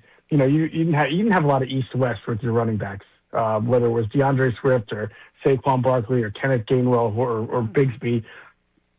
pounding the ball up the middle, running what they call duo with the double teams or inside zone was really a staple of what the Eagles did, and they did it really well. But there's not a lot of formational diversity to that. You know, when you look at the Shanahan and McVay offenses, there's going to be a lot of motion, there's going to be a lot of shifting, and those are things that we've talked about on Inside the Birds, myself and Adam Kaplan, and we have heard that Stoutland wasn't a really big proponent of those kind of things. And not to say he couldn't have adjusted and added to them, but he clearly, obviously, did not want to be part of what was going forward. And now you might see that. You should see that a whole lot more, and that could add to the offense. So what you subtract in development, which is huge, you might be adding in, I would say, innovation and formational diversity and scheme diversity to what you do, and that could be a good thing. And it became like reading up on what Sirianni was saying about this. It almost seemed like what he and obviously organizationally they wanted change offensively. They wanted things to go a certain type of way. But reading what he had to say specifically about marrying the run and the pass game, it almost seemed like he was at the point of like, if you guys want change, this is how we have to, or this is how like we are going to with Mannion. And that it does that. How much do you think that plays to the ouster, probably the wrong word because he's still under contract with the Eagles, but no longer coaching with them, of Jeff Stoutland? Yeah, and remember, it was his decision. This is, from what we understand, Jeff Stoutland's decision to not want to coach the offensive line anymore. Now, maybe he had reasons that he would put on the Eagles, but the point is there was a job for him. He decided that he did not want to coach a team. But I would say, I would just go back to what I was saying about offensively of what you want to be and what you want to do. And I think we can all agree that even when the Eagles would win games, whether it was the Super Bowl year, the year before, the year when they went to the Super Bowl and lost, they would win games, but their offense would look very lopsided in that it would have a strong run game and then you would see shot plays, right? There was not a great intermediate level of their offense where they're attacking the middle of the field, unless there was RPOs, which you can only do so much of, and the league has caught up on that quite a bit. There was not when you watch like the 49ers or the Packers or the Rams, I hate to, cherry pick other teams because the Eagles have been as successful as them, if not more. But when you watch them offensively, there's a rhythm and there's a sequencing to their offense where plays set up other plays, where shallow sets up deep, where certain concepts early set up other concepts late. It was very difficult to see that with the Eagles. They were basically run the ball, and then throw the ball 50 yards downfield outside the numbers to AJ or Devontae. And guess what? Jalen's so good of a thrower at that ball, and they had so much talent that they were able to get away with it. But it was never a poetry in motion like offense. And I would challenge anybody, because whenever I say that, I get people like, oh, well, they seem to score a lot of points in the NFC Championship game in the Super Bowl 2 years ago. Yeah, that was 2 out of 20 games they played that year, and they also had a plus 12 turnover ratio in the playoffs that was almost historic. Like, you never see the field flipped as much as it was during the 2024 Super Bowl run. I mean, you got to look at this thing in a way bigger prism than just 1 or 2 games. Yeah, and that's the thing when you look at it from the outside. I think Ray and I might have mentioned this earlier, but it was like people look on the outside and think, oh, well, that was an okay win. You had 10 wins, 11 wins, or whatever. The season's fine. But then when we're all watching it, you can see that the product does not really match it. The numbers really kind of were lying in that regard. And the relationships that have kind of been fractured during some of these messes of season, the end of last season, going back to 2023, that season, those were cured with the Super Bowl, as they should be. But now they're kind of rearing their ugly head again. Going forward, do you think that the way that Nick Sirianni handles any kind of adversity when it comes to relationships with his players is going to change? Because he's had to deal with it now for a couple different seasons, whether it was his quarterback or his offensive line coach or his wide receiver. I mean, it's kind of become, I don't want to say it's a pattern because it's a pattern with every head coach. Not everybody loves everybody. That's fine. But when you have some of the difficulties like they had when you look at last year and then going back to 2 years ago, do you think his mindset is like, maybe I need to do something different because it's been a couple of different times now with a couple different people? Yeah, I don't know, Amy. It's a great question. I mean, certainly listening to his description of the committee approach to the run game and Stoutland and things like that make me think that he didn't see it the same way. Like, he felt like they were just doing what they ordinarily do. And for the longest time, Nick has been a guy who is, and a lot of coaches are like this. They're the whole double down on your process. When things have worked for you in the past and then they start to go awry, you don't make radical wholesale changes. You believe in what you do because that's what you got there. If you start deviating too much, you become not who you were.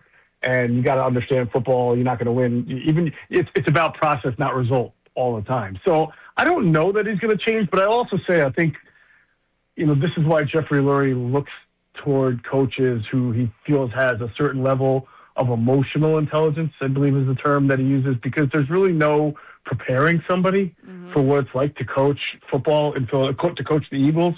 And no matter how well your interpersonal skills are, they're probably going to be tested in a way that they were never tested when you were an offensive coordinator in Indianapolis or Green Bay quarterback. You know what I'm saying? Like it's just a different level here. And I think that you can never truly be prepared for all of it. And then when it happens, I do think you have to evaluate your process, but for the most part, I think Nick has been a pretty good connector with the majority of his players, the majority of his coaches. And if you started to change things, then I think you get in trouble with how are you connecting with everybody as opposed to just a few isolated individuals.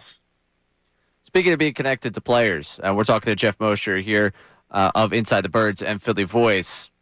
It's the storyline that we'll ask you about every week we have you on, I'm sure, because there's a new way to talk about it. A.J. Brown, the quotes about A.J. Brown. Sirianni can't guarantee tomorrow. He certainly can't guarantee who will be on the roster come next year. And Roseman is still in the business of having great players on his team. Anything that Jeff Mosher was able to take out of what they said about A.J. Brown? I mean, I would just say, and having covered Howie for so many years now, that there's never going to be a time where in a situation like this, we have a player who's been unhappy, who's been outspoken, who's also, by the way, getting toward the part of his contract where his cap number gets real big, third contract, you start to talk about that. That is always time where you're looking and knowing Howie, if there's a deal to be made, there's a deal to be made. And I don't think Howie would turn that. I don't think he's going to give away A.J. Brown. But I think it's going to line up where there's not a lot of great free agent receivers. And there's a lot of teams that, whether it's the Bills or the Patriots or some other teams that feel they're a wide receiver away, that's not going to be a guy that they draft. You never draft a guy thinking that's going to be the answer right there because the draft is a projection. You never know how a rookie's going to play. So I kind of get the feeling the demand for A.J. Brown will be pretty good out there. And when the demand's good, and the supply is there, the offers are usually there. And the supply right now is A.J. Brown or a drafted wide receiver or somebody else. So the Eagles are in a pretty good driver's seat here. And so I would lean still toward A.J. being traded. I'm not saying I definitely think it's definitely going to happen, but I think that the stars will align pretty well here, that they'll probably field some pretty good deals, and then it'll be hard to say no. And there's a lot of those deals are going to be talked about, or certainly early discussions at the Combine. A lot of things go on at the Combine that are both looking for potential draft picks, but also with, hey, well, what do you guys think about AJ or whomever is on, kind of your mind. So it'll be interesting to see if anything comes from this time at the Combine, because the Eagles, for a change, well, not for a real big change, but they have to really start drafting for need, I would think, this year. And Howie Roseman built. No, don't say that. They're going to. Don't say that. They're going to. They're going to. Maybe future need. Future need. Right? Well, offensive line. You never draft for need. Offensive line, unless you're the Browns, and then you just draft a bunch of quarterbacks because you need one every year. But I feel like offensive line, they traditionally, Howie Roseman does do a lot with the trenches, defensive front, and offensive line. So going forward, where do you think that the offensive line is going to rank for them in this year's draft?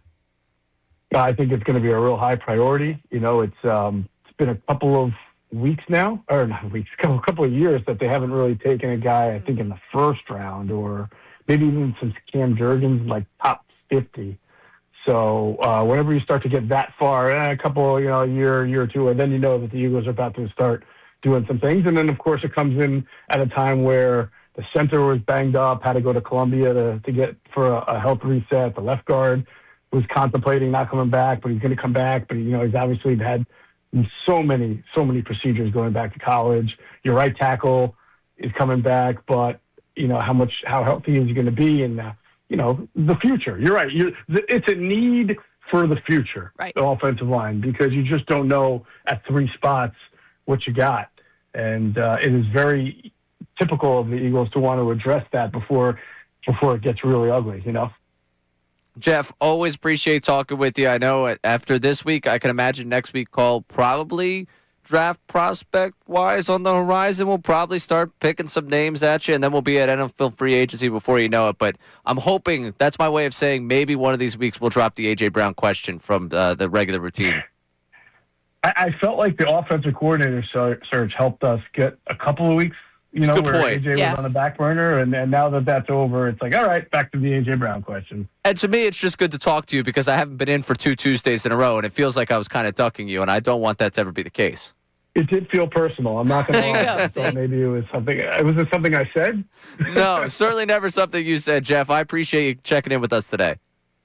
You got it. Have a great time. Good catching up with you guys. Always great. Yes, it is. Jeff Mosher of Inside the Birds and Philly Voice. Yeah, I did feel bad. I think it was last week's text to him of like, hey, we're all good for tomorrow, where I was like, I just want you to know it's certainly not you. Yes. It's just my schedule. Me. Yeah, it's that time of You're the year. You're good for tomorrow. I am not. Right.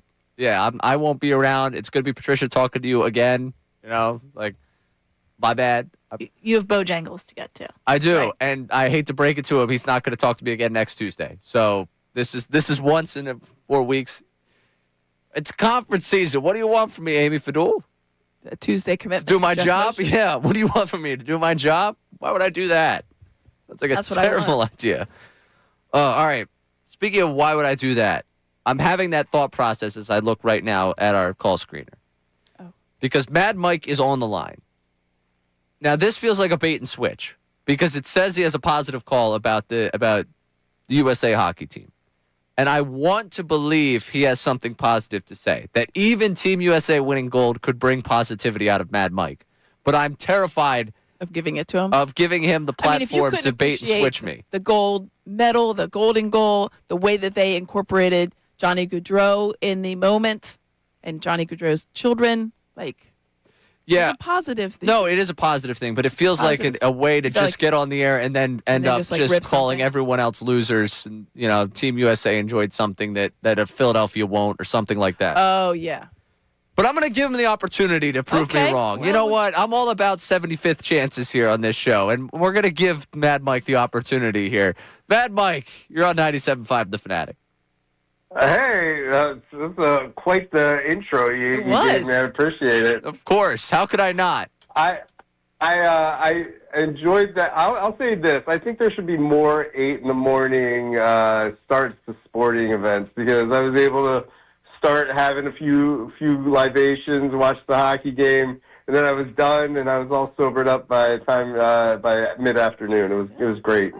I've never actually vibed with Mad Mike the way I am right now. That's a good take by you. All right, he's 1 for 1. 100% believe we should move NFL start times from 1 o'clock to 8:30 in the morning. Let's. You're a big fan of the international window. All right, I can take that too. I am.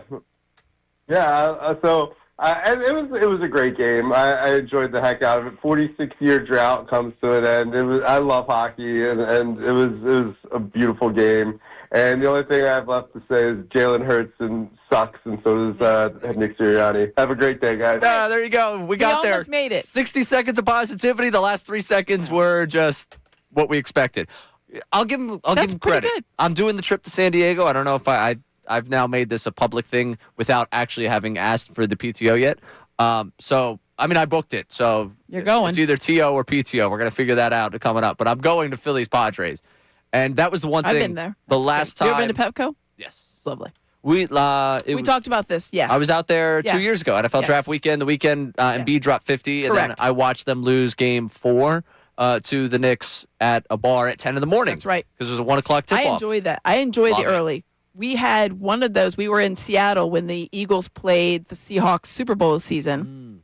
And it was a Saturday, and we were watching college football, and it was bright and early. 9 in the morning. Exactly. It was 8:30 for the 11:30 tip, or 11:30 kickoff. And I was like, this is amazing. I'm having biscuits and gravy, and football's on my television. Yeah, Let's go. I was absolutely indulging in breakfast when everything started at 9 in the morning. Beverages Yeah, as well. breakfast. I remember we watched the Memphis game because it was like Conference USA. It was awesome.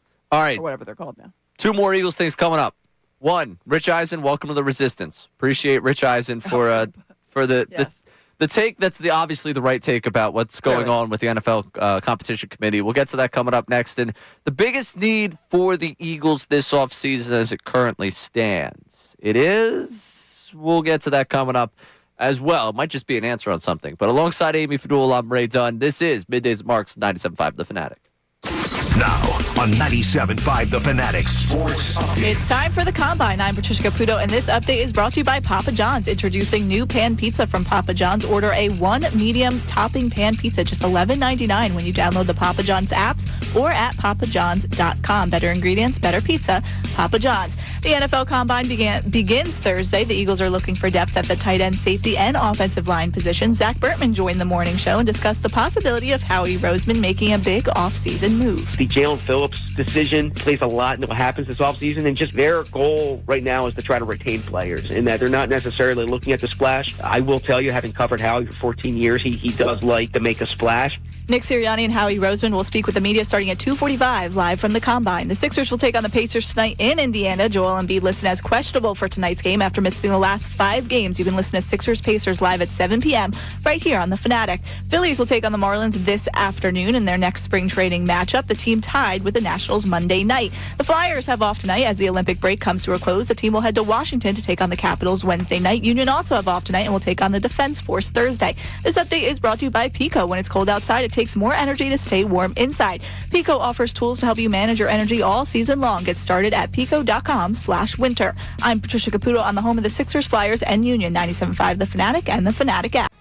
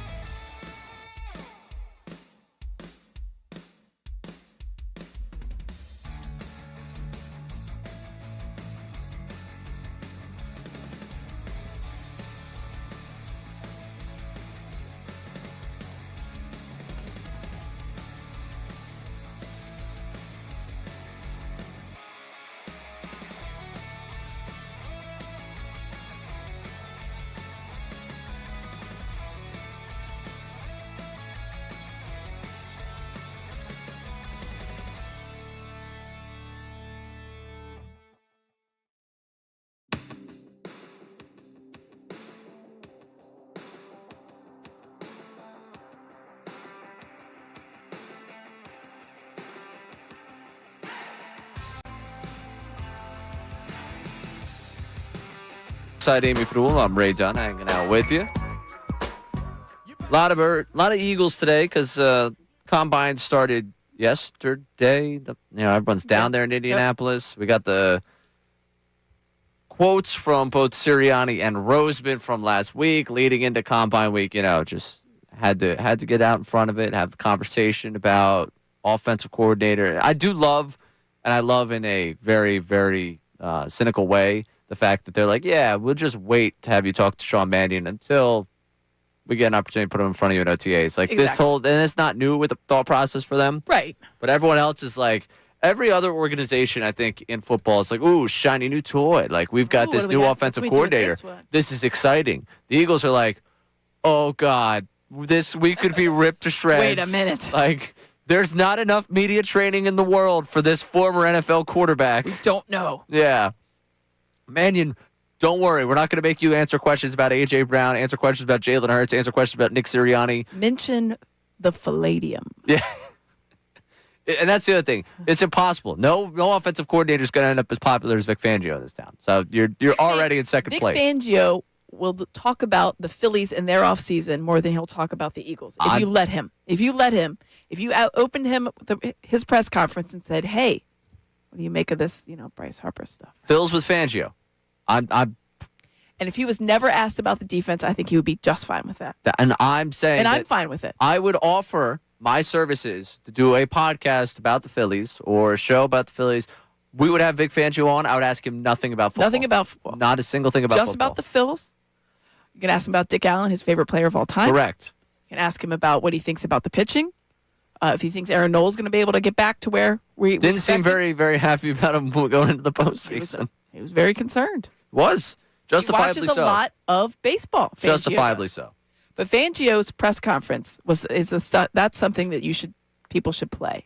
Yeah, that's what you should play. If you want to win everybody over, mention a random dude who turns out to be really, really good, and then the Palladium. For Sean Mannion, I just wanted to hear him wax poet about Jordan Love when he got here, about how great it was to coach him. Well, that's because that's your Jordan Love. He would win me over with that. All right, two things for the Eagles here. One, Rich Eisen, welcome to the Resistance. This is just now, I think, the accepted correct take amongst NFL media, NFL brass, because I believe it to be the correct take, and I'm going to. Okay. We're not banning the tush push because the Eagles can't do it anymore. Here's the Rich Eisen was on his show yesterday talking about this, and here's pretty much that take. With respect to the tush push, apparently there's nothing on the table to reconvene the conversation that damn near banned it last year, and I know why. Why last year did it come so close to being banned, and this year it's not even maybe going to be brought up for discussion?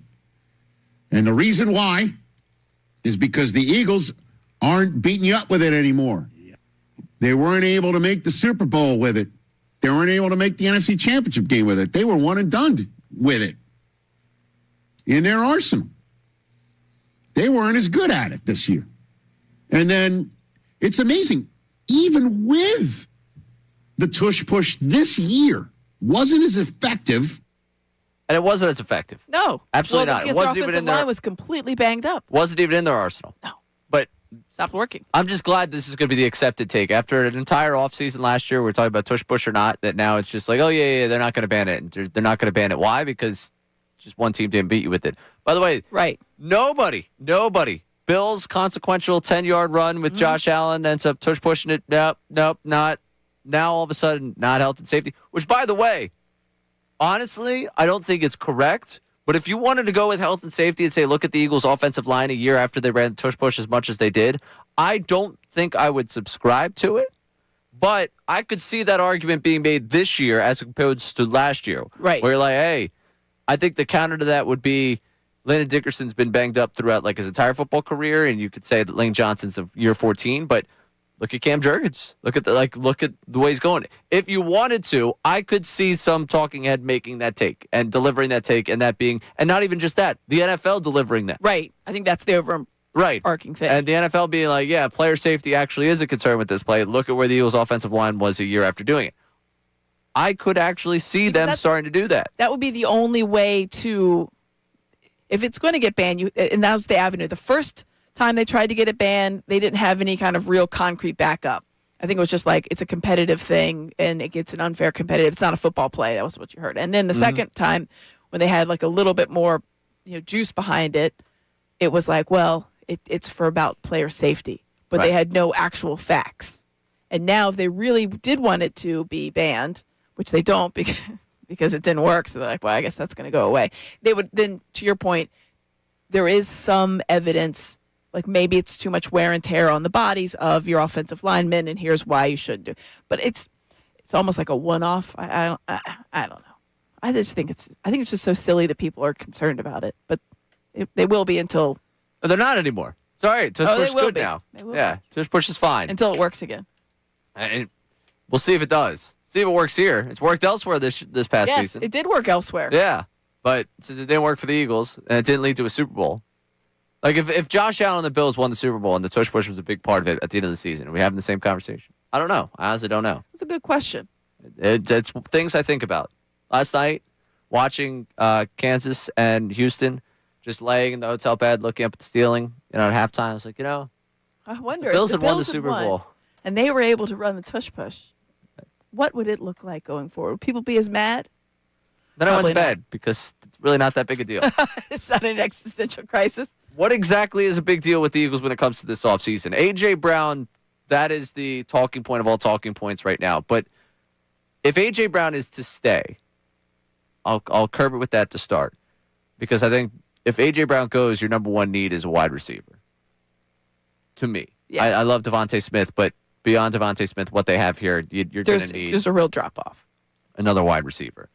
Tight end... Well, that's who has been your number 3, is the tight end. If Brown stays, tight end's the biggest need. If Brown goes, I think wide receiver's the biggest need. Mm-hmm. And you could argue that could tight end be it regardless? The next wide receiver could be regardless. So you need a third wide receiver. I don't know if I need it like more than anything else, but I think that it's got to be. If there's three positions, it's one of my top 2. Yeah, a wide receiver is. If A.J. Brown's here, it's probably...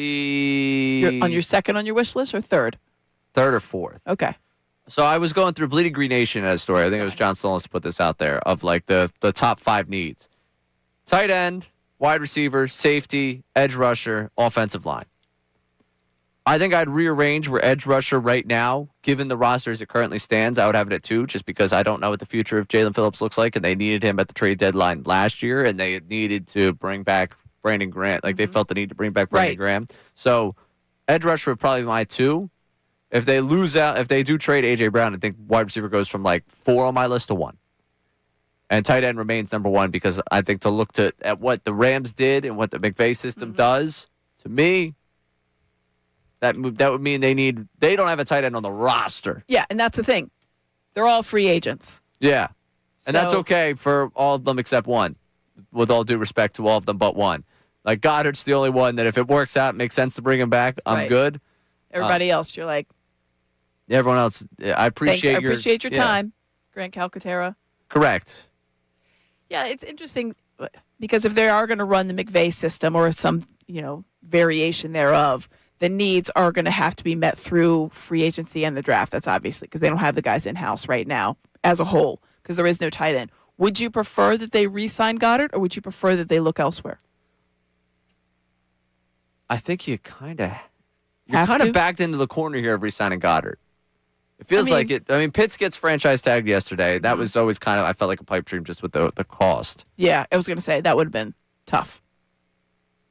But I know, and we'll play this for you coming up, Zach Berman wasn't too confident that Goddard's coming back earlier today. So if you don't go that way, last year was probably a year to draft one of the guys that felt like a very deep tight end class. They didn't end up doing it. Now you're kind of left in a little bit of alert. So we'll play that Berman audio for you coming up from the morning show today, and then we'll get you the YouTube chat recap, and maybe Amy will guarantee a Sixers victory for you tonight. We don't know. All that could be coming up next in our final segment here. That's why you gotta tune in. Amy Fedul, I'm Ray Dunn. This is Middays Marks on 97.5. The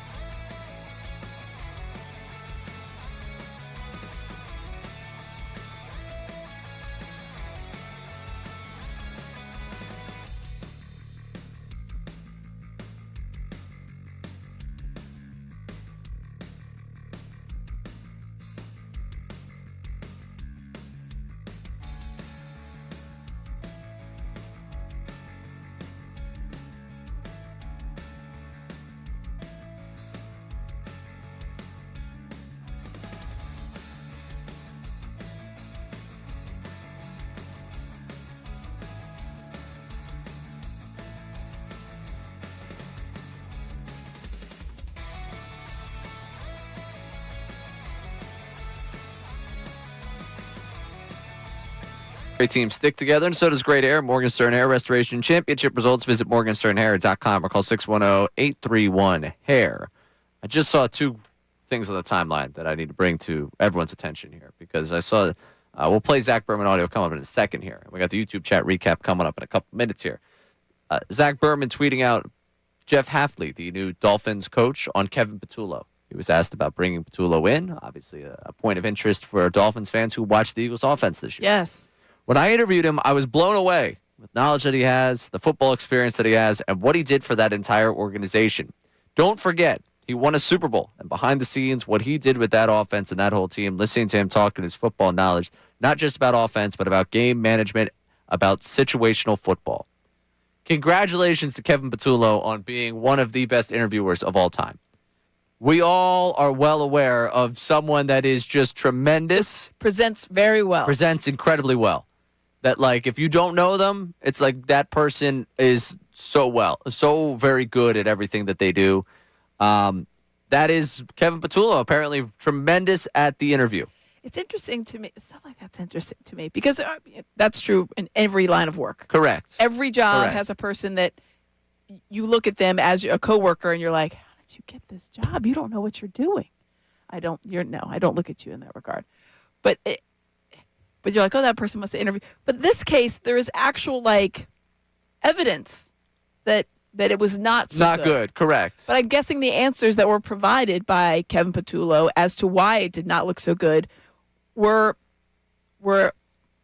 they were appeasing enough that he was hired. Maybe they saw the way he celebrated on the sideline with Sirianni, and they needed to infuse a little bit of fun. Like they're like, oh yeah, we can do the whole Bash Brothers thing. We get all excited. Maybe there's that. Yeah. It's just interesting because we know it's not like you have to guess what it's going to look like. You know at least some kind of a little bit of taste of what it's going to look like. Well, it's like, okay. A little bit of what it's going to be. Right? He's Super Bowl champion, Kevin Patullo. That's what they're selling to their fan base right there. You don't forget. Much like Dave Dombrowski told us not to forget that they signed Schwarber this offseason, don't forget Kevin Patullo was also a part of a Super Bowl winning organization. So, but shout out to Kevin Patullo. Also, shout out to Ranger Suarez making his first start as a Red Sox today. Ranger, how'd it go? You want to know how I know that he made his first start as a Red Sox today? Because I saw that Connor Griffin smoked a home run. So 610-632-0975. Do we give the Phillies credit for bailing on Ranger Suarez at the right time? The fact that you got that whole sentence out is remarkable. That was great. You didn't quit on it. No. It's spring. It's spring. Good for the top prospect, and I don't think it'll be at all a blip on the radar for Ranger Suarez' successful season up there in Boston. I look forward to watching his success from afar. All right, before we go to the YouTube chat recap, this was Zach Berman on earlier today with Kincade and Salciunas talking about Dallas Goedert. I'm not expecting him back unless it's on a deal that's kind of more conducive to the Eagles. And if you just look at this logically, last year he had to take a pay cut to stay at age 30. I don't see them paying him more at age 31 in that regard. Now, he had a good season. He stayed healthier than he typically is, but I think he earned more money. So he went down from $14 million, what he was supposed to make last year, to $10 million. So let's say he's a $13 million a year player on a multi-year contract this offseason. Is that an area that the Eagles are going to go for a 31-year-old tight end? I also think that Howie, and he said this, is kind of evolving in the way he looks at tight ends too, and I think that tight end room is going to look different. That last part's very interesting. Yes. Evolving in the way that he's looking at the tight end position, because it's something that they have consistently throughout the years. They draft the heir apparent. Correct. Selleck, Ertz, Goddard. Where is he? Where's the heir apparent? Not here yet. Not here. That's So, a problem. if you believe that they're evolving the way they look at it, he might look at it and say, yeah, go ahead, Philadelphians, name me the 3 guys that played tight end for the Rams this year. All right, maybe you had one of them in fantasy. Exactly. But really, when it comes down to it, look at the way they were able to distribute catches there. We're looking for places to cut corners financially. If we think we can identify talent at the tight end position without having to go out and spend money on it, we're going to do that. I mean, do you think it... But where would that come from then? Combination of draft and free agency? Yeah, to find your 2 tight ends. Right. To find your, 2, potentially 2, 3. Maybe 3, if you're running what they run out in L.A. And Kylan Granson, congratulations, you're back. Other than that, everyone else, you're too expensive. Yeah, wow. Unless they really want to. Imagine Calcaterra is the one that comes back. I can't imagine that'll be taken, that the fan base will be like, yeah, that's the guy they should have brought back at the tight end room. Yeah. Okay, we know we needed someone back, and there was a couple of different choices. And instead of going the guy that touchdown leader, right? Last year had the most touchdowns, and seemingly could fit the best into this new offense if we're looking at it from the way that the Rams run it, and it's not Dallas Goedert as far as a return. Oh, Calcaterra has that history with Jalen Hurts. Obviously, that's why he's got to stick around. Yes, he does. A really long, successful history as his lead tight end. I'm just saying.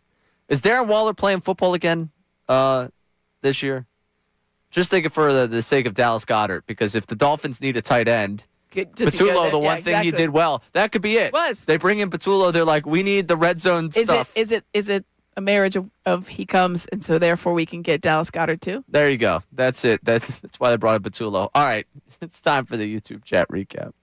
It's time for the YouTube chat recap. How about filling us in? Let me tell you something else, man. Watch us live on YouTube every single weekday. I can't lie. Let me tell you something.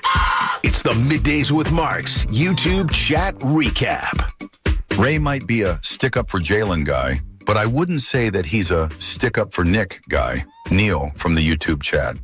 Yeah, I mean, I feel like that's probably a good. I don't think I'm beating the allegations there on being a Hurts guy. Like, I think people could see through that one. I don't necessarily feel the need to stick up for Sirianni too often. I just thought the way it read today was that was one of the takeaways I had from Roseman and Sirianni. Yes. What else we got? Ray wants to wear the Charles Barkley purple shorts and tank top outfit. If Bayless from the YouTube chat. I think I could take some more risks. So help me. I think I could do a little bit more fashion-wise. All right, that's something to. If there's anyone out there that's is in that space, give me a week. Sponsor you? I don't even need a sponsorship, but give me a week on the show, and we'll be like, hey, yeah, this is the way Ray's dressing right now. I appreciate you for helping me out, Or honestly, I'll just post on social media my fit. The Who Are You Wearing, Ray segment. Yeah, I think I could pull that off. Wearing. I could pull it off. What else we got? I feel for the poor guy Maury drafts with the McCain pick. Colby from the YouTube chat. I also feel for that kid. Yeah, that's going to be brutal, especially because where the pick's going to be. I don't necessarily if it's going to be anyone that you could expect them to be good. 26. Yeah. 28. There's value down there. There is. If you trust the Sixers to find it. Found Tyrese Maxey at 21. True. And we'll be able to hold on to that forever. It's a card to play. I can only play those cards every now and again. Daryl Morey, it'll be Daryl Morey's legacy is that 21st pick. In the positive, at least. All right, what else we got? Every GM in the league has instructed their assistant. If Morey calls and offers Embiid, pull the fire alarm. MBD from the YouTube chat. Just don't answer. Or just you have to eject yourself immediately. You can't. You want to answer because it's your job, but so you pull the fire alarm. So you have no choice, but you cannot answer. Yeah. No. I mean, sorry, the fire alarm thing caught me there because I went right back to I thought they were going back with to the hotels. Yeah, the hotel conversation. Well, that's true. But no, I think it was more like you have to just take yourself out of the situation. Yeah. Which fair enough on that one. One more. Ray said, "I've never been a thief. Stop lying, Ray. You steal the hearts of ladies everywhere you go." Kieran from the YouTube chat. These people just don't know. Yeah, I've never been a thief. I said that earlier today. I have no experience robbing, thieving, stealing, doing any of that. I don't have any experience there because it was the recruit that stole allegedly. Or that somebody stole something. Which is, I'm just saying, if you're going to steal something, and I want to be clear, our stance is not to steal something. But if you're going to steal something, we advise that you don't post it on social media. Again, don't steal. That's the first rule. But the second rule is if you do steal, don't post it on social media. Don't advertise that you have correct. Have done so. Yes. Because in my experience of not stealing, I also have not stolen and then posted on social media. You want to make sure that you keep clean on that. So that's just good life advice. You got any more life advice for us before we turn it over to Unfiltered? No. See you guys tomorrow. Yeah. Life advice. Make sure you tune in tomorrow at 10 o'clock. I'm going to take Nick Sirianni's life advice from today. Nothing is guaranteed. Nothing in this life is guaranteed. That's depressing. Yeah. What a depressing thought. But it's the route that he went down. Sirianni said it. Nothing in this life is guaranteed. That was his take. That was his view on the world. He wanted everyone to know that. A.J. Brown being back, not guaranteed. Not What is guaranteed. guaranteed? Amy Fedul will be back with us tomorrow. Right. Looking forward to that. Patricia, we see Good you stuff. Friday. Do we? Yeah, and whoever the producer is tomorrow, I'm very excited to talk to them then. I haven't looked at the schedule. Coming up next, it's Unfiltered. Ricky Bo, Bill Colarulo, and Sil. I'm Ray Dunn. Talk to you again real soon right here. 97.5 The Fanatic. Now,